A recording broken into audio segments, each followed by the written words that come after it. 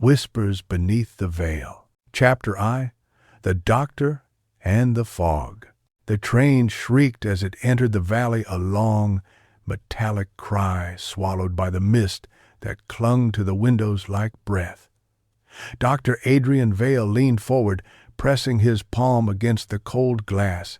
There was nothing to see beyond the fog, only the faint silhouette of bare trees reaching like fingers against the pale dawn. He had been traveling for hours, lulled into a kind of waking dream by the rhythmic clatter of the wheels, each sound folded into the next, until it felt less like movement and more like descent, as though the world itself were falling around him. When the train stopped, it did so quietly, as if reluctant to disturb the silence of the place. There was no station sign, only a small wooden platform slick with rain. A single lantern swung from a crooked post, its flame bending in the damp air. The conductor, a man with hollow cheeks and eyes that seemed carved from smoke, touched his hat. "End of the line, sir. You'll find the village that way," he murmured, pointing into the fog. Adrian stepped down. The air was colder than he had expected, not merely cold, but still, thick, like breath held too long.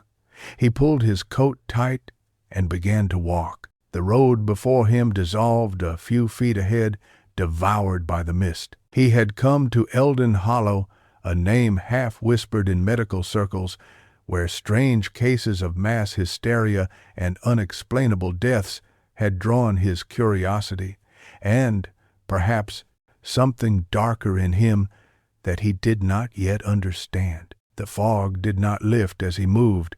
It pressed against him, seeping through the seams of his coat, curling into his lungs. Once he thought he saw a figure walking ahead, a small woman in black, her veil fluttering softly, but when he called out, the sound of his voice seemed to die before it reached her. No answer. Only the rhythmic drop of water from unseen leaves.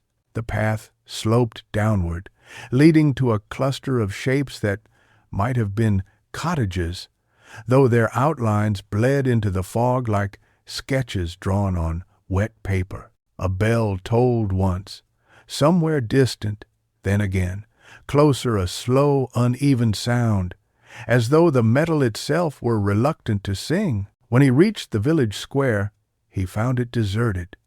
Wooden houses leaned toward one another, their windows dark. In the center stood a fountain, long dry, its basin filled with dead leaves. A statue of a woman, face eroded, hands raised as if to ward something off, loomed over it. Adrian stared up at her. The moss clinging to her eyes gave the illusion of tears. "You're late," said a voice behind him. He turned sharply. A man stood in the doorway of what appeared to be the inn, tall, with a beard silvered by age and eyes that reflected nothing of the lantern light. "You must be Dr. Vale," the man continued. "The others have gone home. Few stay out after dusk. Best come in." Inside, the inn smelled of damp wood and smoke. A fire burned low in the hearth, its light trembling across the walls. The man introduced himself as Jonas Creel, the innkeeper. "You came to see the Reverend?" Jonas asked as he poured tea into a chipped cup. Adrian nodded. "Reverend Harrow wrote me, said there were disturbances, people hearing voices, seeing things that weren't there, deaths that left no mark." Jonas hesitated, his gaze flicking toward the window where the fog pressed like an animal's breath. "Aye," he said finally. "Voices, yes, always after dark. They say it's the hollow remembering." Adrian frowned. "Remembering what?" But Jonas did not answer. He set down the teapot with a soft thud and changed the subject. The Reverend's house was at the far end of the village, beyond the churchyard. Adrian insisted on going despite the hour, and Jonas, muttering, found him a lantern. "Follow the path past the graves," the the innkeeper said. "But if you hear someone call your name, don't turn around." "Id hard." The warning was given so quietly that Adrian almost laughed, though he could not deny the chill that ran through him. Outside, the fog had thickened to a pale wall. The lantern's glow reached barely 2 steps ahead. As he crossed into the churchyard, the sound of the world changed, muffled, submerged, as if the air had turned liquid. Gravestones jutted from the earth like broken teeth. Names eroded, dates half gone. He moved between them carefully, each step sinking slightly into the soft ground. Somewhere, a raven croaked, its voice flat and human. He found the Reverend's house, a narrow cottage, leaning beneath the weight of ivy. The windows were lit from within, and for a moment Adrian felt a relief so sudden it was almost painful. He knocked. A pause. Then the door opened, and Reverend Edwin Harrow stood there, a gaunt man with the waxen complexion of someone who had forgotten sunlight. His eyes, however, were sharp, fever-bright. "Dr. Vale," he said, "you came. Your letter was compelling." The Reverend smiled, faintly, a curve of lips that did not reach his eyes. "Come in, then." "But quietly she's sleeping."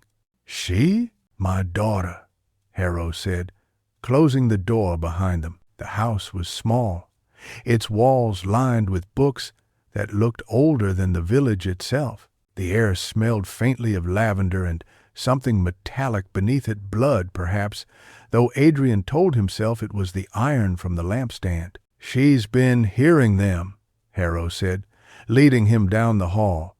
"The voices.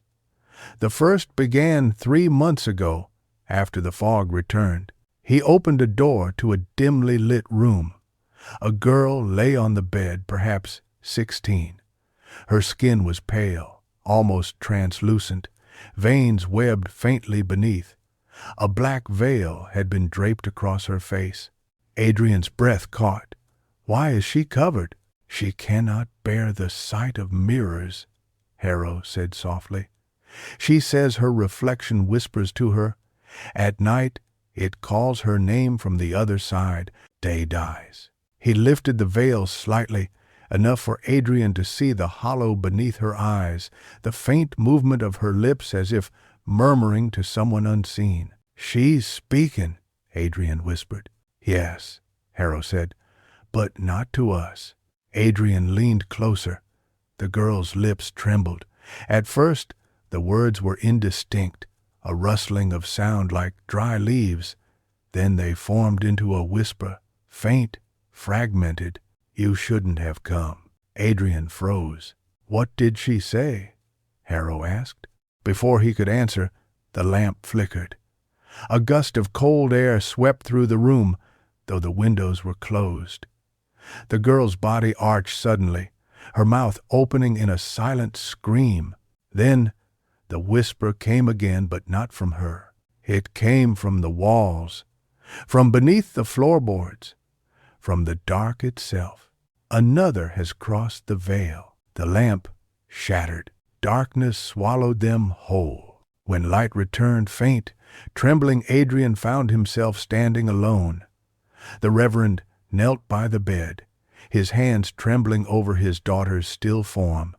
Her lips no longer moved. The veil lay across her face like a shroud. "She sleeps," Harrow said, voice hoarse. "It happens often. The voice takes her strength." Adrian wanted to ask, "What voice?" but the words refused to come. He felt the air pressing against his chest, heavy, suffocating. The walls seemed to pulse with quiet breath. From somewhere deep in the house, a soft, rhythmic tapping began, like fingernails against wood. Tap, tap, tap. The Reverend turned sharply. "It knows you're here now." Adrian stared at him. "What knows?" "The hollow," Harrow whispered.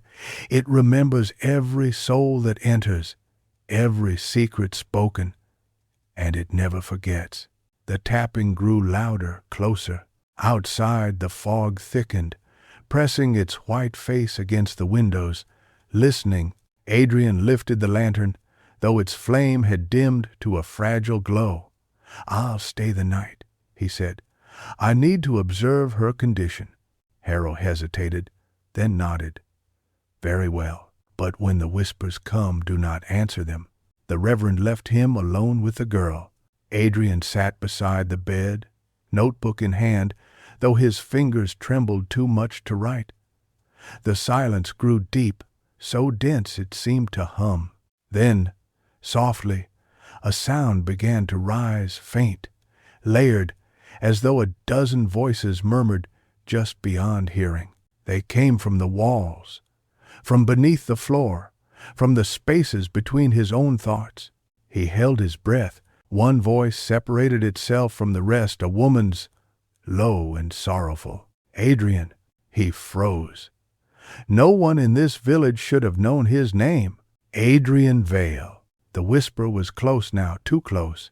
It felt as though someone were leaning over his shoulder, her lips brushing his ear. He turned. There was no one. Only the veil, black, motionless, rising slightly with the breath of a sleeping girl, but beneath it, faintly, a pair of eyes opened, and they were not hers. Chapter 2. The Mirror Beneath the Skin.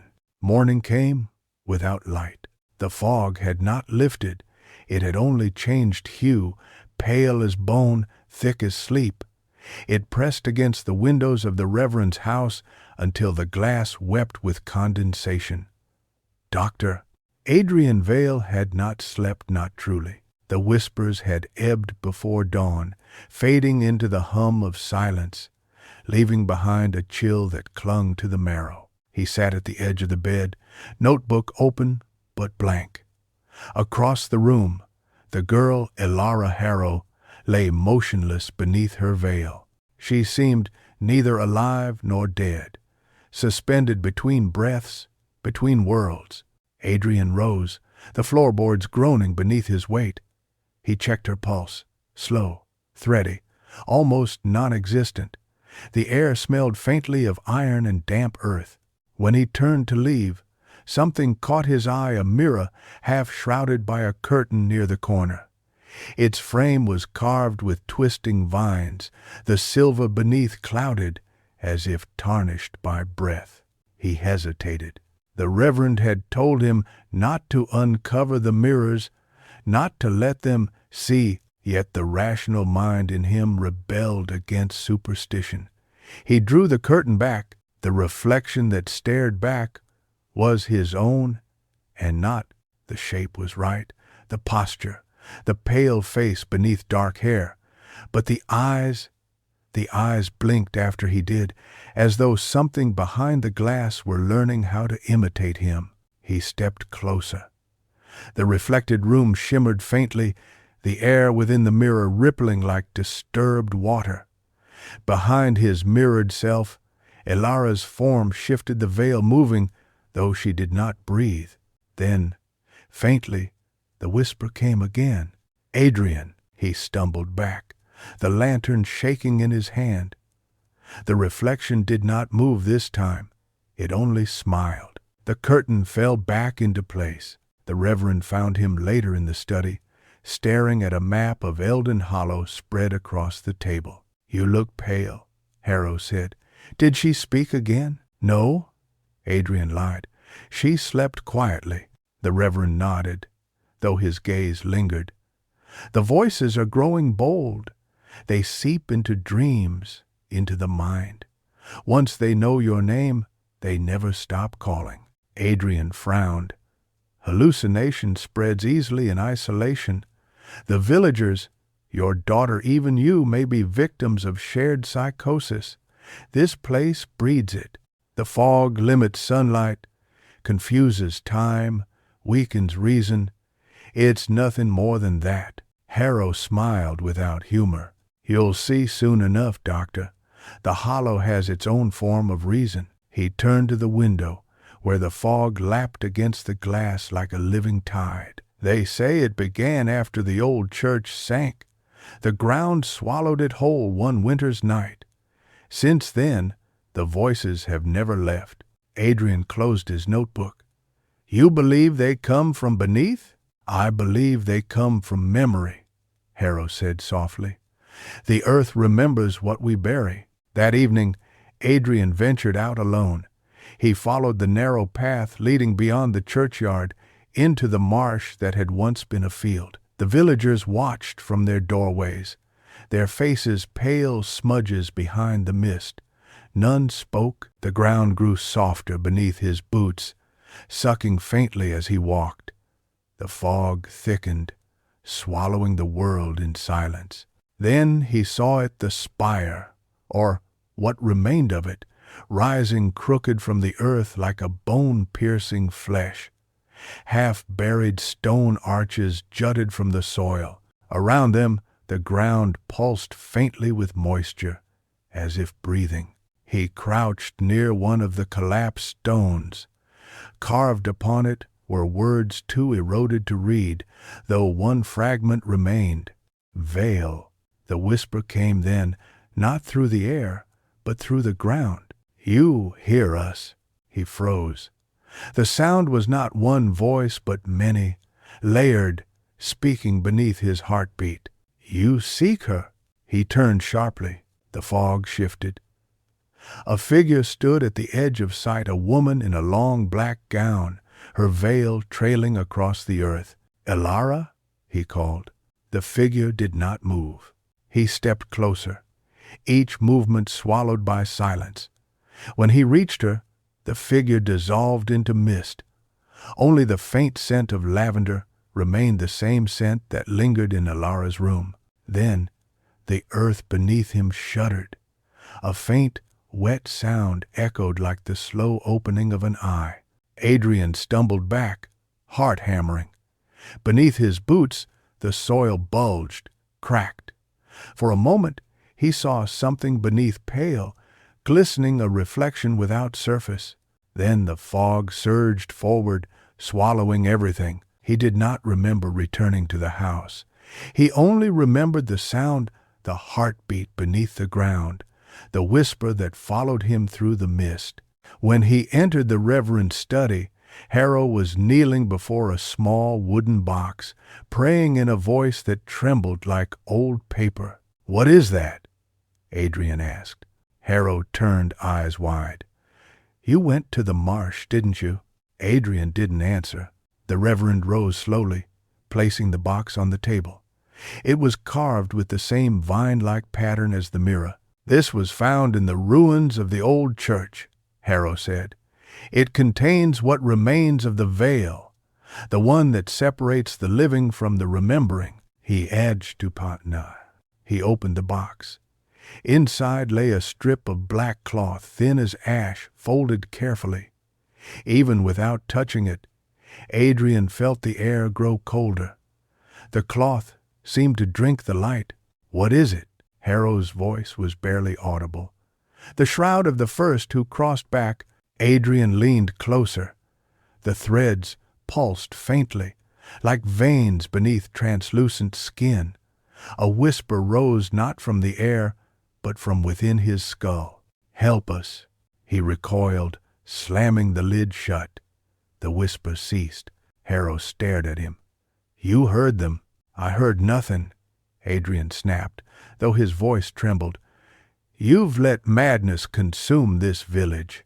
Harrow's expression did not change. "Madness is a word the living use to dismiss the dead." He took the box, clutching it to his chest. "Leave the hollow, Doctor, before it remembers you fully." But Adrian did not leave. He returned to Elara's room, drawn by something he could not name. She was awake now, sitting up, her veil gone. Her hair fell dark across her shoulders, her eyes reflecting the dim lantern glow. "You shouldn't have gone to the marsh," she whispered. "You're awake," he said, relief mixing with unease. "How do you feel?" She looked past him, toward the curtain-draped mirror. "Different. Like I've been watching myself sleep from somewhere else." He followed her gaze. The mirror's cloth had fallen, revealing its faintly rippling surface. Their reflections stood side by side, and yet the reflections did not mirror them precisely. Alara's reflection turned first, though she had not moved. It looked directly at Adrian. "You found the veil," it said. He stumbled back, his voice dying in his throat. Alara gasped, clutching her chest. Her reflection reached a hand toward the glass. The air split, the mirror darkened, the surface blooming with cracks like veins of frost. Beneath it, something shimmered, a second world, inverted, where the fog bled upward and the walls breathed inward. Then, as suddenly as it began, it stopped. Alara collapsed, her body trembling. Adrian rushed to her side. "It's inside," she murmured. "The veil. It wants to see through me." Her pulse fluttered beneath his fingers. For an instant, he felt something cold move beneath her skin, not blood, but motion, like the brush of fingertips against the inside of flesh. He pulled back, horror dawning. "What have you—" A knock interrupted him. 3 slow, deliberate taps on the door. Reverend Harrow's voice came through, though it sounded wrong, distant, muffled, as if spoken through water. "Doctor," it said, "step away from her." Adrian turned the handle. The door creaked open. The corridor beyond was empty, but at the far end, half lost in the fog that had begun to seep through the floorboards, stood a figure in black. A veil draped her face. She raised her hand and beckoned. Behind him, Alara whispered, "She's calling you." Adrian looked once more toward the hallway. The figure's shape flickered like a candle seen through smoke. "Come beneath," the whisper said, 100 voices speaking through one mouth. "We remember you, Adrian Vale." The lantern died. Darkness bloomed like a wound. He reached for the door frame, but the wood beneath his fingers felt soft, pulsing, alive. The floor rippled, the house exhaled. Then, from somewhere deep below, came the faint sound of laughter, a woman's, lilting and broken, echoing through the bones of the world. Adrian staggered back into the room, slamming the door shut. The fog was already inside, coiling around his ankles, whispering in fragments. The mirror, the veil, the hollow beneath. He clutched the lantern, though no flame remained. When he turned, Alara was gone.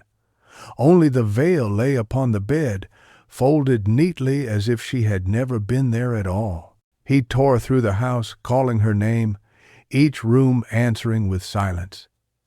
In the study, the box lay open. The black cloth was gone. Outside, the fog pulsed, alive now, shifting as though stirred by unseen breath. The village bells began to ring, not in unison, but in fragments, a cacophony of warnings. He ran toward the churchyard, heart pounding, the mist swallowing his path. The gravestones loomed and vanished. The air grew heavy with the scent of earth and decay. Then he saw her. Alara stood at the edge of the marsh, veil in hand. The fog parted around her, swirling like water drawn toward a drain. Beneath her feet, the ground shimmered the outline of a reflection forming. "Alara!" he shouted. She turned. Her face was pale, her eyes calm, almost serene. "It's beautiful," she whispered. "They're not dead, Doctor. They're waiting." She lifted the veil and placed it over her face. The ground opened. Adrian lunged forward, but his hands grasped only mist. Alara sank soundlessly, swallowed by the earth. The fog rushed in to fill the space she had been. Then, silence, vast, unbroken. He fell to his knees, breath ragged. The ground beneath him was still again, though faintly warm. When he looked down, he saw it his reflection in the shallow water pooled at his feet, but it was not his face that stared back. It was hers. and she was smiling. Chapter 3. The Hollow Remembers. The bells ceased as if a hand had closed around their throats.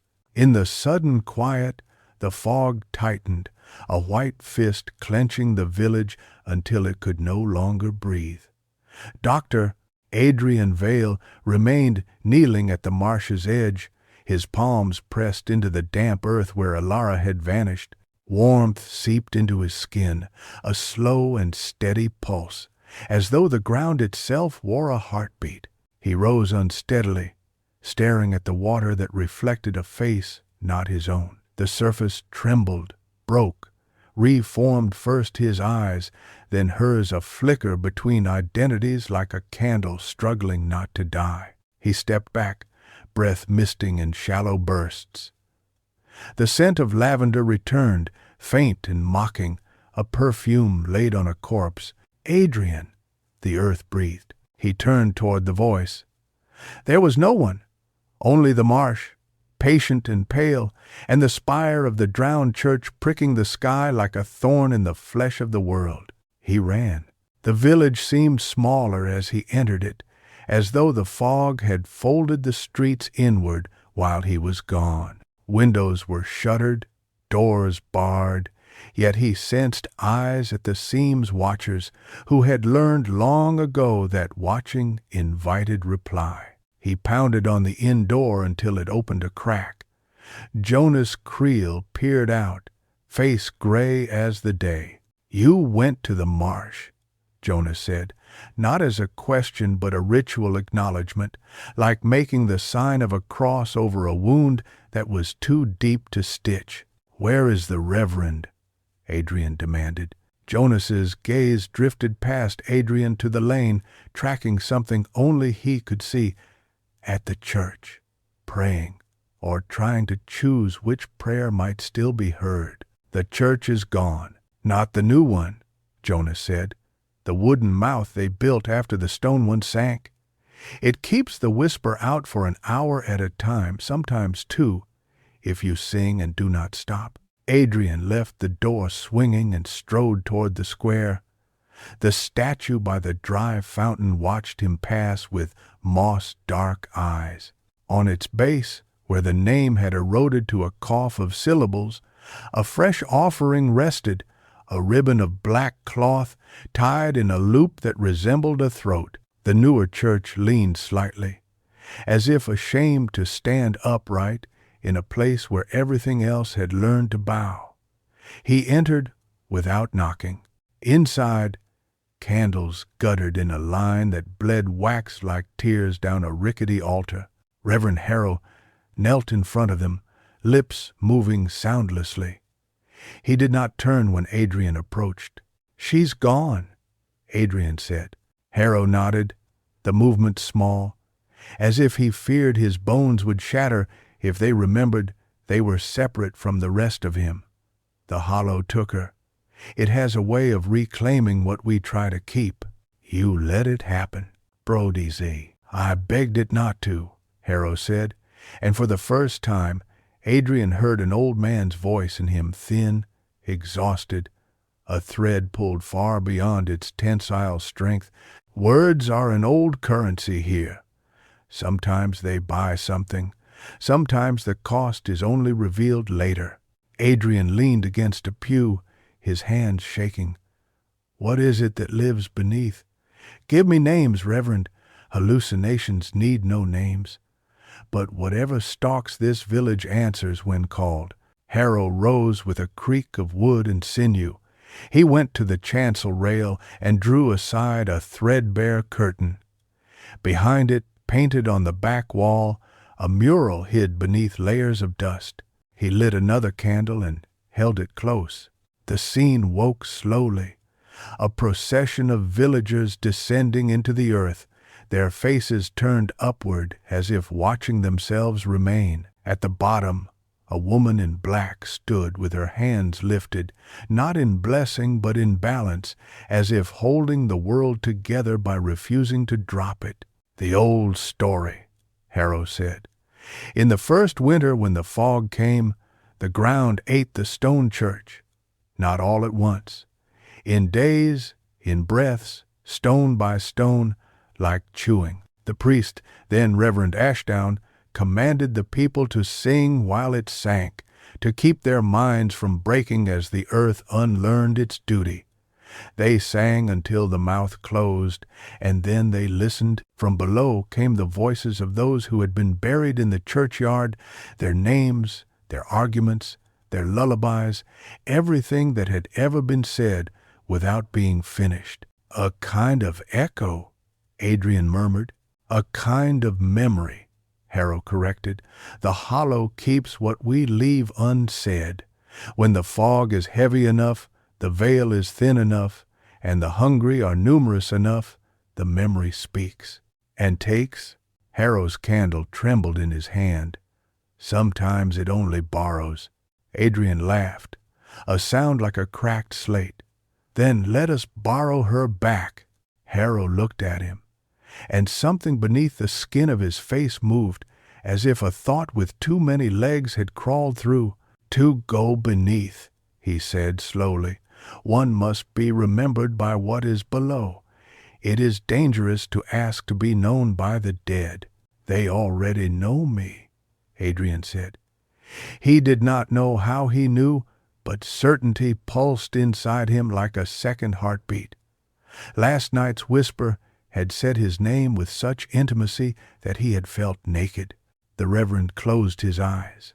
There is a rite, not sanctioned by the church, by any church still troubled by heaven. An older rite. The veil must be placed not on the face, as with Elara, but on the mirror. The mirror in her room. Harrow flinched. No mirror in this village is innocent any more. Then show me the guilty one.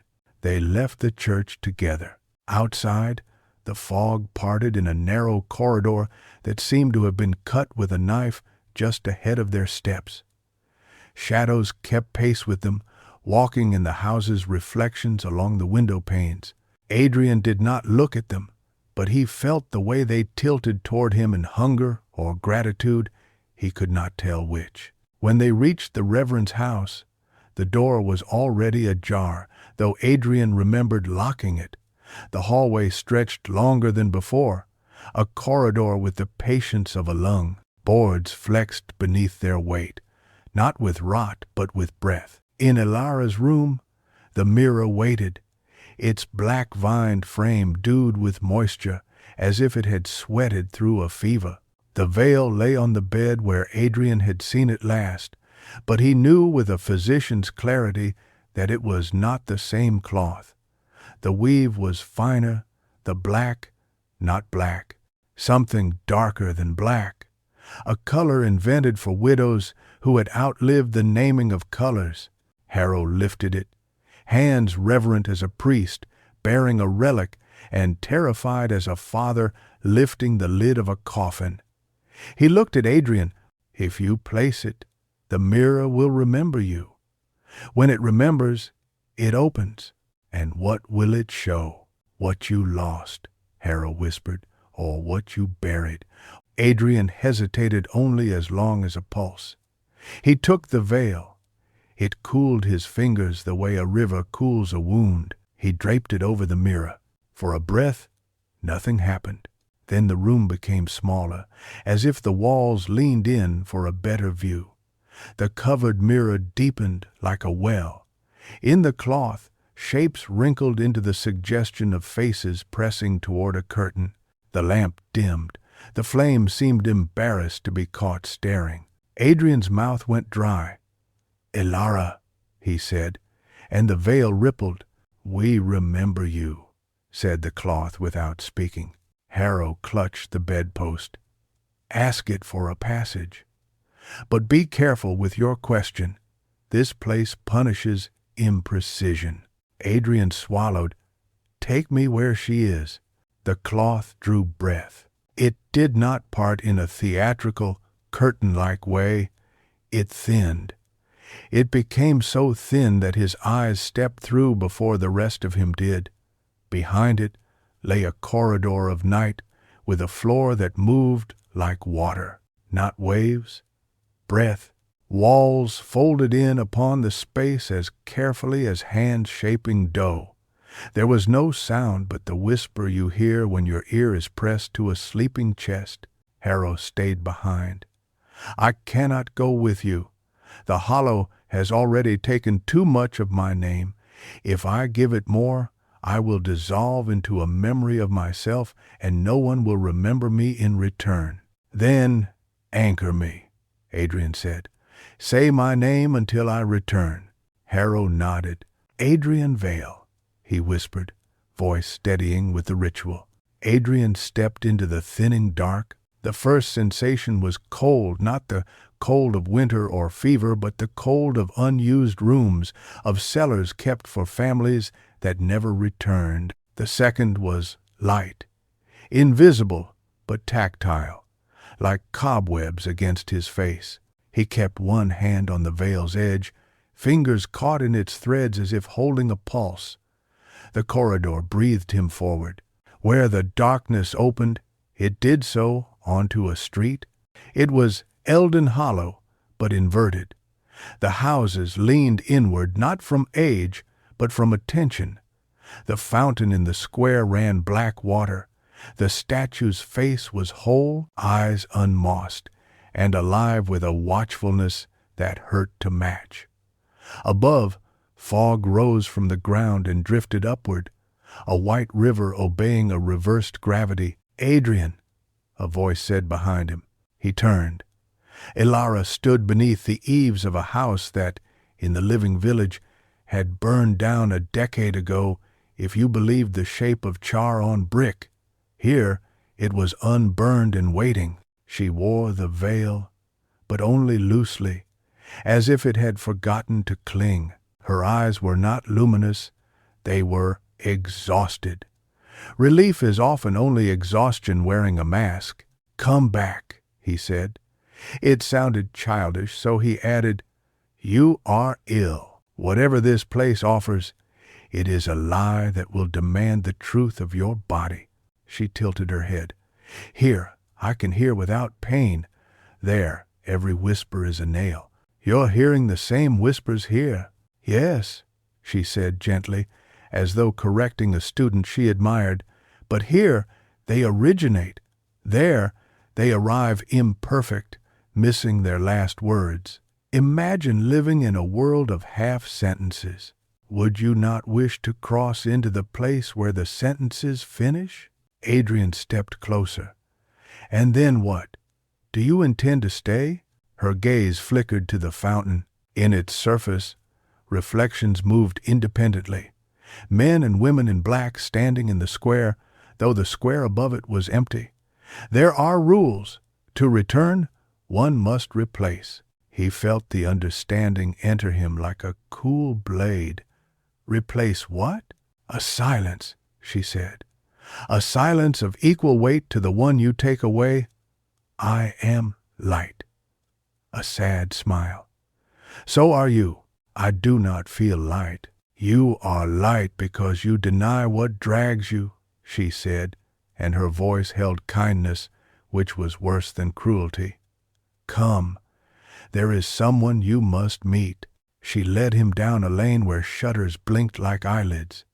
In a doorway, a woman stood with a cloth in her hands. Her face wore the exact expression of the statue in the living square, and the likeness frightened him more than any grave. It suggested not that the statue had been made after the woman, but that the woman had been made after the statue. Good day, the woman murmured, as if days existed here. Your mother is further on. Adrian stopped walking. Ilara did not. He did not follow her at once. Memory crouched in him with its familiar talons. The scar an old animal leaves on the doorframe to prove it once fit through. What did she say? Ilara glanced back. You heard her. I heard a ghost lie. They never lie, she said. They cannot. They can misremember, which is worse. And maybe my mother is dead, he said, and surprised himself with the childishness of proof. He had been 12 when the fever took her, and 22 when he had finally stopped looking for her in the faces of women passing streets he had no reason to cross. He had buried her twice, once in the ground, once under work. "She is where everyone is who dies in Eldon Hollow," Ilara said. "Not in heaven, in memory, and you are in Eldon Hollow." He began to shake his head and found the gesture inadequate to the task of refusal. "This village is not mine. You came because something called you," Ilara said, not accusing, not even curious. "Perhaps you think it was the Reverend's letter. Perhaps you think it was notoriety, the case that would sharpen your colleagues' eyes when they spoke your name. It was neither. What was it then?" Ilara lifted the veil from her face and draped it over the air. It took shape as it fell, settling across nothing until there was something. A doorway where no door had been. Through it, a boy sat by a bed, small hands folded, lips pressed together in that thin line by which children pledge not to cry. A woman lay on the bed, hair slick with sweat, eyes too bright. He knew the room, not because he had kept it whole in memory, but because memory here kept him. The odor of vinegar, candle smoke, the particular cough of the hallway board that had taught him to step wide lest he wake her every minor tyrant of the sickroom reasserted its empire. "You should rest, Adrian," the woman said in the doorway's world. "I'm not tired," said the boy who wore his name. "Lie," Ilara murmured beside him. The boy's hands opened and closed. "If I sleep, I won't hear you call." "I have already called," the woman said.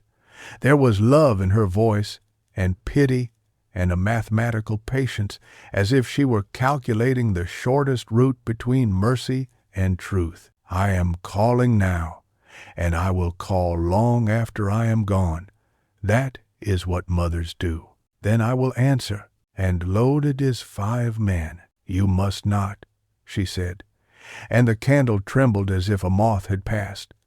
"If you answer, you will be answering only to what remains of me, and what remains of me will want to keep you." Adrian reached for the doorway, and the veil resisted, as if reluctant to let a hand enter a picture. "This is not how it happened," he said. "I do not remember her saying this." "You remember the burns," Ilara said softly. "The heat, the way grief scalds away the sentences around it." The woman turned her face toward the doorway, toward Adrian, who was not quite there. "I know you, Adrian," she said, and the sound collapsed some internal scaffolding he had not known was bracing him. "I know what you want to make of other people's wounds, but you must not mistake yourself for a suture that can heal all cuts by being tied tight around them. Promise me, when the voices come, promise me you will not think they are mine." The boy did not answer. That was how the true memory had been, full of words no one had the courage to finish. She exhaled. The candle went out. The veil lost its doorway, sagged, became only cloth again. Adrian stood as still as men stand in the second after falling, when the body has not yet reported to the mind what it has broken. "Why would the hollow keep that?" "Because you left it unfinished," Ilara said. "Unfinished things are its favorite food." "He had?" He laughed in a breathless way that sounded like weeping. "If I promise her now, will it let you go?" "Bargains made with memory are weighted by what weight you give them," Ilara said. "You loved her. That is heavy. But I am not your mother, Adrian.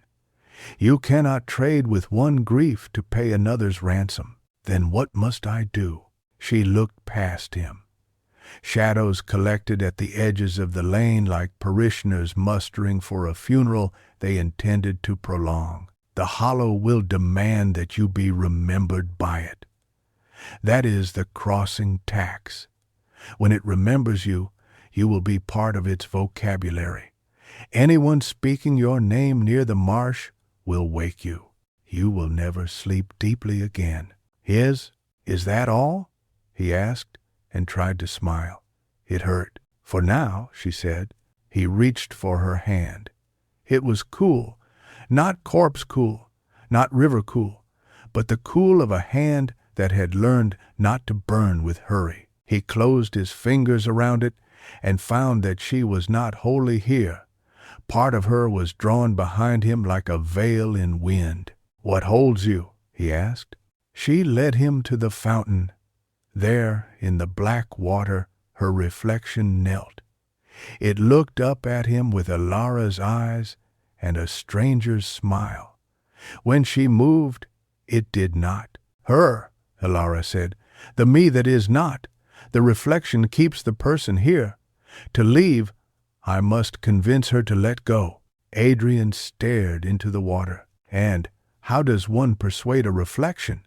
"You remind it that it is not the original," Elara said. "You show it a place without surfaces."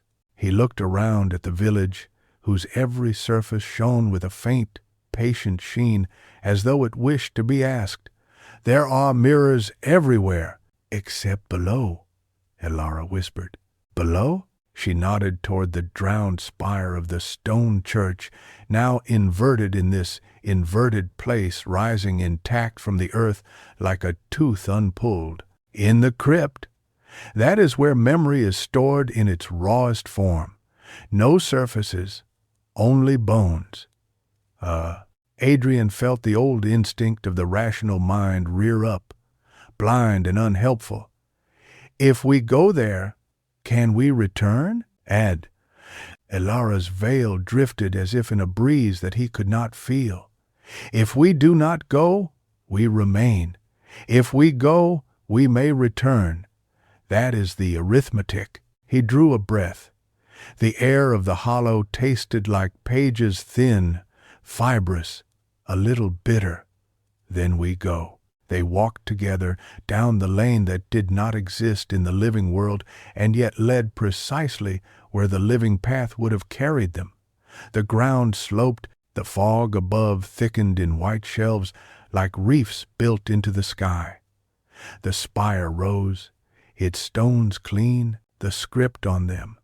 Intact letters in a language Adrian could not read, but could feel in his bones as a lullaby. He had been sung in infancy and had been made to forget to make room for letters of profit and tax. At the base, an arch gaped. No door barred it. Stairs descended, wide at first, and then narrowing until their edges brushed his shoulders, inviting a particular way of walking, one hand against cold stone, one hand around the pulse of the veil. Here there was no whisper, only the heavy hush that follows a name spoken in a room where it is not permitted. The crypt opened onto a chamber without walls, in the way that the sea is a chamber without walls. Shelves of bone ran into a darkness that was full rather than empty. Skulls stared in a tilted choir. Between ribs, small lights pulsed, not candlelight, not phosphorescence, but the faint, slow glow of thoughts that had put themselves away and were waiting to be retrieved by the proper mouths. Elara's reflection did not kneel here. It did not exist here. Adrian looked for it and found only the honest absence that is more frightening than any presence. "We must leave something," Elara said, "something that the hollow will accept as equal payment for my release from its surface." "An object?" "A truth," she said. He felt again the boy at the bedside, the promise not made. "Then take mine," he whispered. "I will give it the truth that I am not a suture, that I cannot keep anyone from dying by tying myself tighter around them. I will leave that truth here." "Say it to the bones," Elara said. "Say it as if you are carving it on your own ribs." He stood before a wall of sternums and scapulae and skulls, titled in listening. He pressed his palm against the cold architecture of the dead and let his breath be measured by their patience. "I am not a suture," he said. "I am not meant to bind what should be released. I am not God's thread. I am a man whose work is to ease crossing, not to forbid it. I will not mistake one grief as coin to purchase another." His 9. The bones did not answer, but the lights between them brightened, and a warmth spread through his hand, as if something on the far side had accepted his confession as a key. Elara exhaled like a woman stepping out of a tight dress. Her shoulders lifted, fell. The veil around her face loosened and fell into her hands. Only cloth now, equal to gravity. He realized then how much tension had held her together. It slackened, and she did not collapse. "Is it done?" he asked. "It is begun," she said.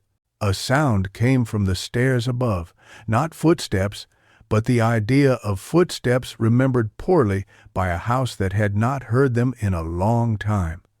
Adrian looked up. The fog at the archway thickened, braided itself, took on a shape that at first he thought was the Reverend, and then knew was not. She wore no veil. She wore a face unshadowed by any cloth, because nothing in this place could cast shadow on what it desired to be seen. Her hair was the color of soaked wheat. Her eyes were a kindness he distrusted more than knives. "Hello, Adrian," said the woman who had been his mother and was not. Elara took a step back. The bones brightened at the edges as if becoming outlines against a stronger light. Adrian stood very still, as a man does when he meets both a miracle and its price in the same breath. "You should not be here," he said, and this time he meant himself. "Neither should you," she replied, and smiled in the old way that could be mistaken for victory and was only mercy. "But since we are, let us say what we did not finish. You must learn to ignore me when I call." "I hear you now." "You hear something that uses my voice," she corrected. "It learned the shape of your longing and molded itself to fit. If you answer it, you will never leave this village. You will walk its lanes until your steps wear a groove deep enough to bury you standing." Elara's hand found his sleeve and steadied there. "We must go," she whispered, and her whisper was the only kind he trusted now, the kind that did not fill a room but made space in it. He nodded but did not move. He looked at the woman, a refraction, a mercy masquerading as a chain, and let the truth he had given to the bones finish carving its shape. "I won't answer," he said. "Not now. Not when the fog raises your name in my throat." "Good," she said softly. "Then take the girl and go. The hollow has tasted you. It will call again. Do not teach it your answers." He turned. Elara's face had changed not in feature, but in weight. Some light had come to rest in her eyes that had not been there before, as if the act of refusing a reflection had reduced her burden by one exact and measurable grief. They climbed, and the crypt allowed them. At the top, the arch opened onto the inverted square, and the fountain's black water lay untroubled. Elara leaned over it and looked. Her reflection stared back and then, by degrees too slow to call movement, looked away. It became a surface again, dumb, uninterested. Elara laughed, a small, astonished sound that did not belong in this place. "She let me go. Will the hollow?" "And not forever," she said, "but for now, I did." They returned along the breathing corridor to the place where the veil thinned into the Reverend's room. The cloth cooled under Adrian's hands as he lifted it from the mirror. The lamp brightened. Walls resumed the honest task of staying where they were put. The house exhaled and became wood again. Reverend Harrow stood by the bed, eyes wet, the kind of wet a man does not wipe away because he considers it a debt he owes to a forgiven God. Elara stepped forward. He flinched. He aged backwards a decade. He held his hands as if holding a bird whose bones he could count, and then he touched her as one touches a relic that one has stopped believing in and has started believing in again. "Father?" she said. "My girl," he answered, and his voice made of those two words a church that could not be drowned. Adrian turned toward the window. The fog pressed there, but with less insistence. He felt light-headed. The hollow had remembered him. He knew it. A strip of his name now hung in its vocabulary like a bell's tongue. It would ring him. It would pull. Behind him, Elara spoke his name, but not in the voice of the hollow, only in her own. "Thank you," he nodded without turning. "It will call. When it does, you must not let me answer." "I won't," she said. "And if I try? But some peas and dolman tays, and it say on." She paused, and in that pause he heard the arithmetic of a soul learning how to add its life without subtracting others. "Then I will remind you, you are not a suture." A quiet breath, "and I will hold you until the urge to tie yourself around a wound passes." He almost smiled. The impulse frightened him. From the square, the bells began again, not the strangled cry of earlier, but a measure of notes that belonged to a known hymnal. People stepped from their doors, faces lifted, hope and fear standing next to one another like poorly matched groomsmen. The statue did not weep. The fountain remained dry, but somewhere in the marsh, a ripple passed over the surface, as if a tongue had tasted a new word and decided to savor it later. Adrian looked at his hands. They were steady. For the first time since arriving, he felt the outline of what it would cost to stay. He also felt the outline of what it would cost to leave. "Rest," Harrow said, placing a trembling hand on Adrian's shoulder. "For tonight, the hollow will content itself with remembering you. Tomorrow, it will ask what you remember in return." Adrian nodded. "Tomorrow," he said, and the word settled in the room like a coin in a shallow dish, small, inadequate, but real. He lay on the narrow bed in the inn that Jonas prepared in silence and listened to the village breathe. Near midnight, a whisper rose through the floorboards, touched his ear, shaped itself to the name he had given the bones. "Adrian!" He closed his eyes and did not answer.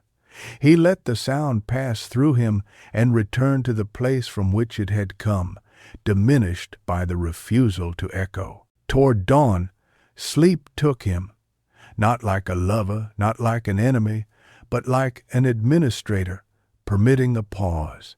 In that sleep, a door stood in a field, and his mother stood on one side of it, and he on the other, and they both agreed not to open it. When he woke, the fog had paled by a shade so slight as to be almost hallucination, but in Eldon Hollow, almosts mattered.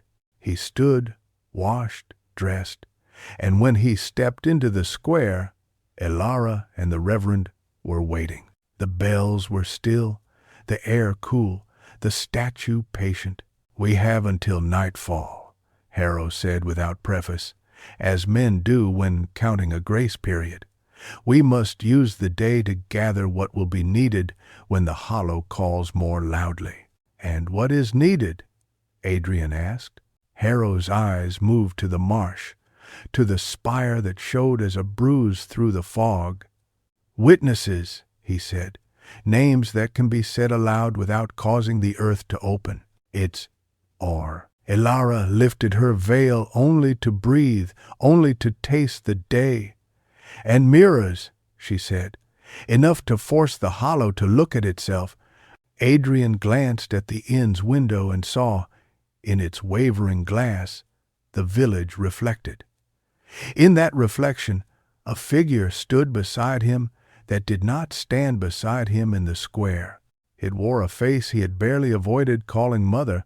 It smiled, patient, certain. He did not look at it.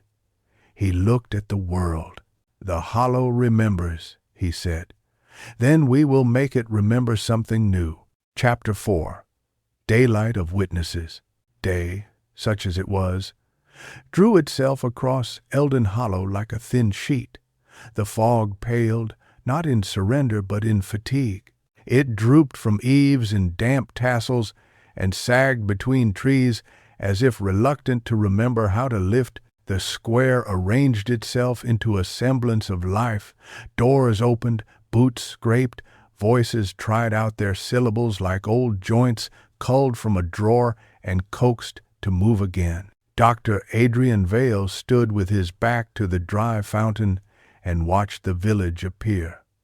Jonas Creel came first, cap in hand, eyes embedded deep as coins lost in a well. Behind him, a woman with hair the color of drowned straw, Mara Gant, moved like someone who had learned to carry glass in her arms and never put it down.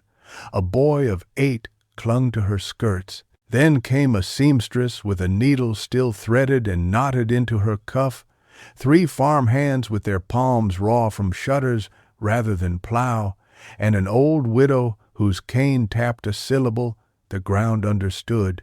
Reverend Harrow lifted a hand for silence. "I called you to witness," he said, "but the day itself is the witness. You need only stand in it." Murmurs, the kind that fidget around the edges of obedience. Jonas cleared his throat, a sound as careful as the setting of a fragile cup. "Tell it plain, Reverend. No riddles? Not today."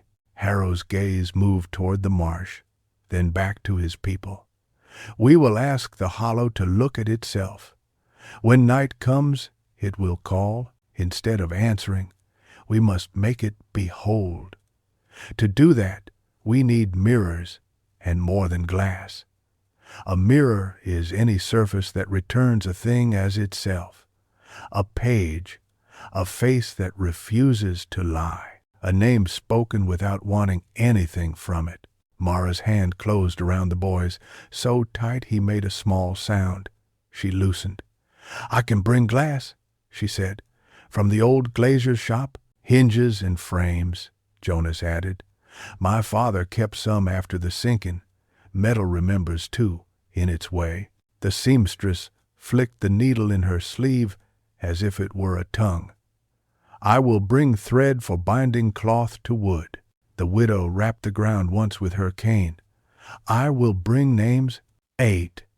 Oh, lo, 4. No one asked how she would carry them. In Eldon Hollow, the economy of names was common knowledge. Who had spent theirs on a long marriage? Who had saved them by never speaking? Who had traded one away to soothe a child's fever?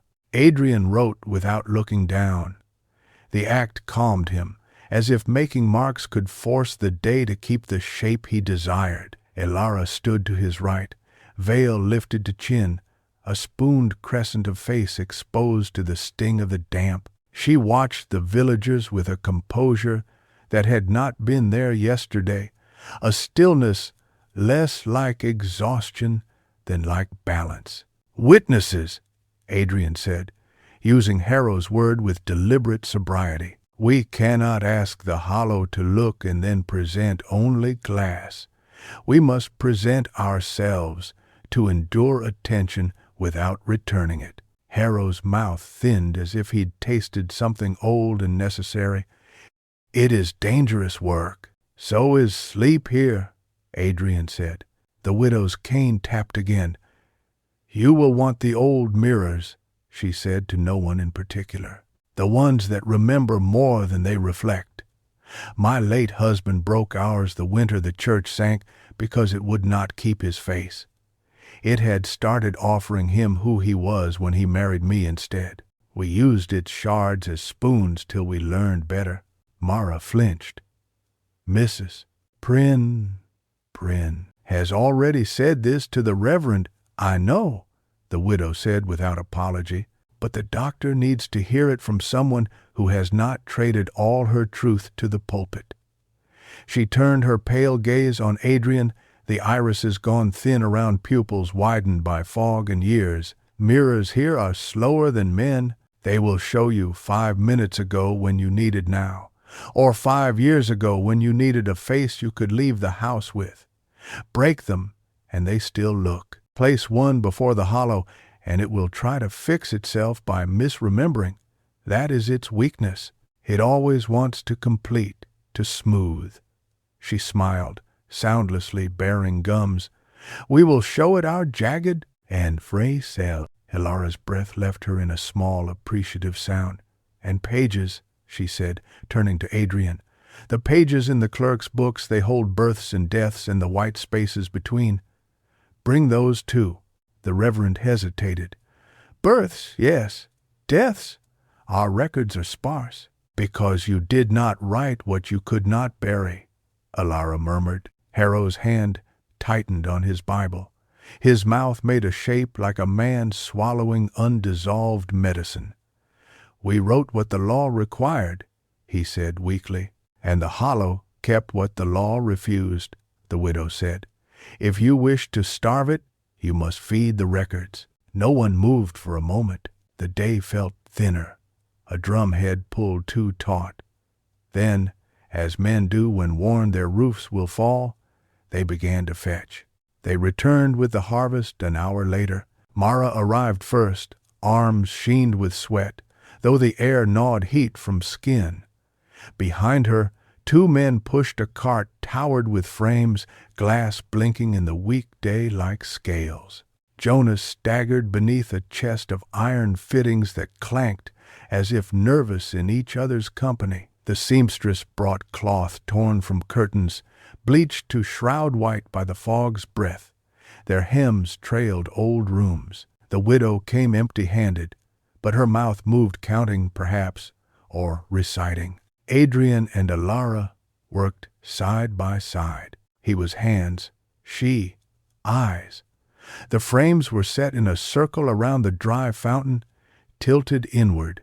Between each frame, a length of curtain was spanned and pricked with pins so that cloth bowed slightly, cups collecting the air. Pages were hung like flags from string fetched across the square, clerks neat italic naming what could bear a name. In the fountain's stone basin, Jonas laid the largest mirror flat, its black silver not wholly obedient to the day.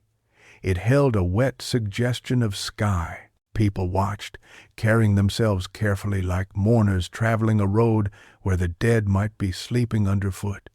Only once did anyone speak louder than a whisper. The boy with Mara lifted a shard to his eye and peered through it, delighted, until his mother plucked it away as though sharpness could travel by sight. Now, Harrow said at last, voice pitched to be heard and not to wake. Witnesses. They formed a ring that echoed the mirrors. Jonas, Mara, and her boy, the seamstress, the widow, 3 farm hands who had once been brothers and now only wore the same surname, the miller who did not come until his wheel had been tied asleep, 2 girls whose braids made the fog look gray beside them, and hesitating at the edge Ansel Veery, the gravedigger. Adrian had not seen him before. He was younger than his work suggested, with a face as smooth and gullied as a field the moment before rain. His eyes were clear, as if he gulped the world whole in one look rather than chew it into sips. He kept one hand inside his coat. Men who keep a hand inside a coat in daylight are either cold or hiding something that does not want to be held. Harrow nodded to him. Ansel, Reverend, Ansel said. He did not move his hand. Elara addressed them all. When night comes, she said simply, the hollow will call using the name it stole from each of you. It will shape itself to the face you gave it last. Resist it. Do nothing heroic.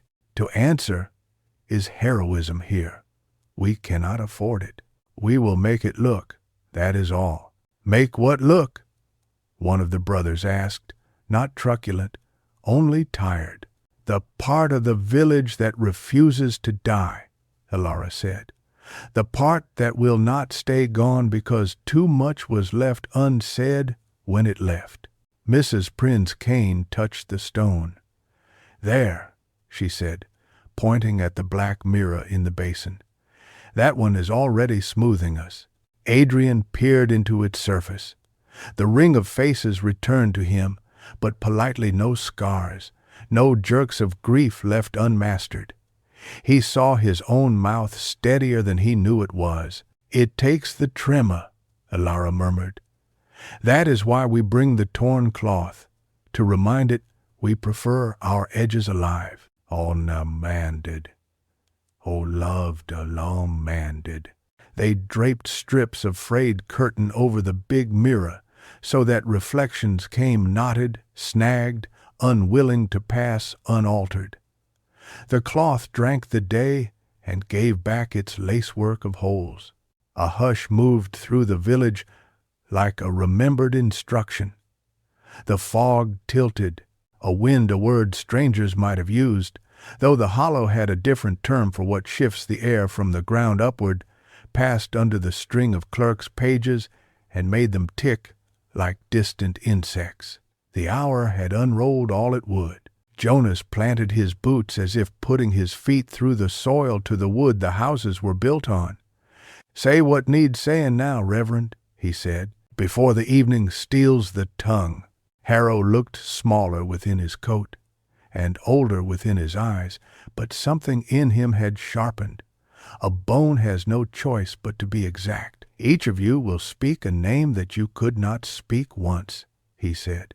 "Not the name the hollow demands, that is its logic, but the name you refused the world when it was yours to give. The women will speak the children who drew breath inside and not out. The men will speak the names of fathers who taught them to be stone and not flesh. The young will speak the names they were given in corners and never called in rooms. I will speak the name of my wife, who wanted to leave this village, and whom I pinned with scripture until she died of a smaller life than she deserved. We will set these names among the mirrors. We will make the hollow look at them all at once, so that it cannot choose any single surface by which to complete itself. Then we will wait." "And if it hungers?" Ansel asked, his voice as quiet as his hands. "It will. We will not feed it the food it asks for." Adrian thought of the crypt, of bones glowing like thoughts that had forgiven him for being late. He thought of his mother at the door they agreed not to open. He thought of Elara's reflection, loosing her like a tired hand letting go of a thread it never needed to hold. He took his place in the ring and felt the shape of his name loosen inside him, no longer knotted quite so tight to the wound it had guarded. Dusk arrived as if it had been waiting in the trees. Edges softened, not from mercy, but from memory's habit of blunting until a shape can be loved. The mirrors took on a hesitant glow, stale daylight stored in their bellies. The fountain collected a circle of night. "Begin," Harrow said. Mrs. Prynne went first. She did not look at anyone. "Thomas," she said, and if there was any tremor, the big mirror swallowed it. He was small enough to drown in a wash basin. He never learned to cry without permission. She took a strip of ribbon from her sleeve and tied it to the frame before her. Mara closed her eyes. "Eli," she whispered. Her son looked up at her, hurt surfacing and passing without lodging, because a boy's hurt seeks outlets, not homes. "Not this child," Mara added, as if the hollow might be tempted to densify misunderstanding into injury. Another, the seamstress, Isolde, and her hands made the tiny picking motions of someone sewing a dead infant into a shroud of her own blood and refusing to call it that. Jonas, Ambrose, and the word looked too large in his mouth, as if he had chosen a stone he could not carry and decided to carry it anyway. The three brothers spoke one name together, Bran, and for a heartbeat they were brothers again. Ansel did not speak. His hand remained in his coat. Elara turned to Adrian.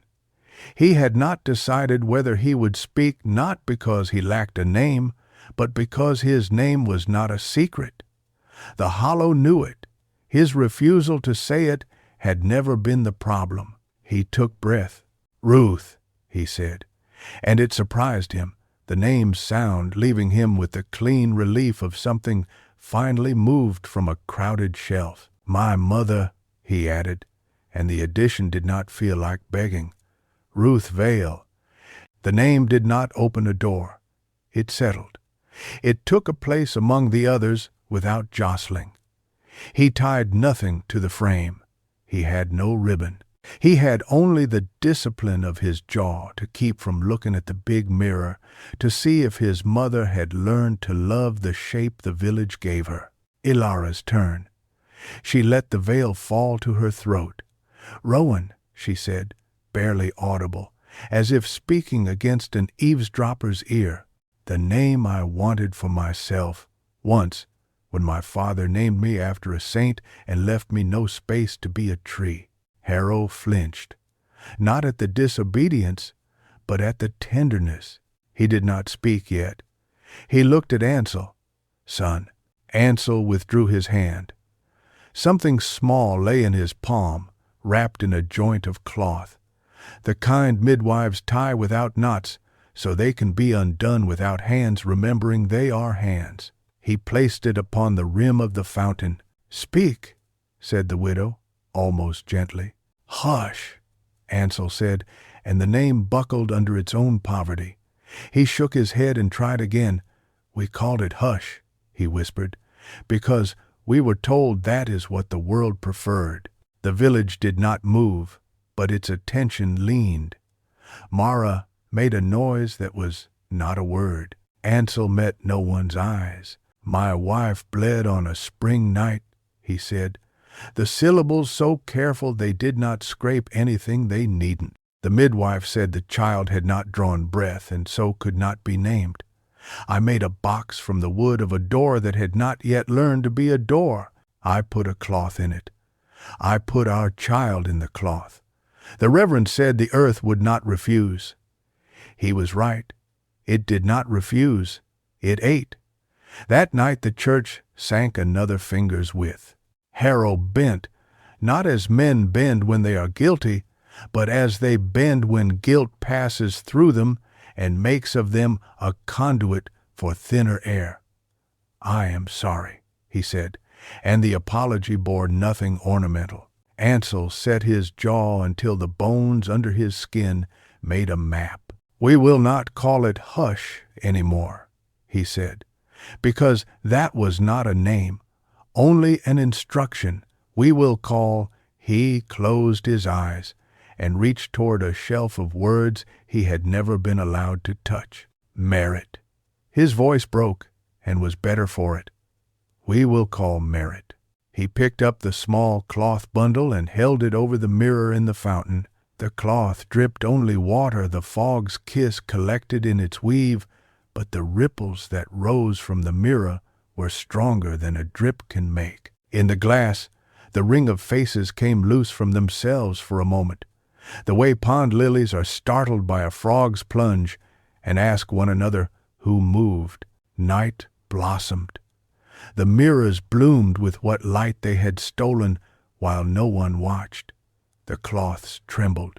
The clerk's pages stirred and settled. Then the calling began. Not a voice. Not this time. A pressure. A finger placed in the exact middle of each person's palm and then pressed until the hand remembered how to close.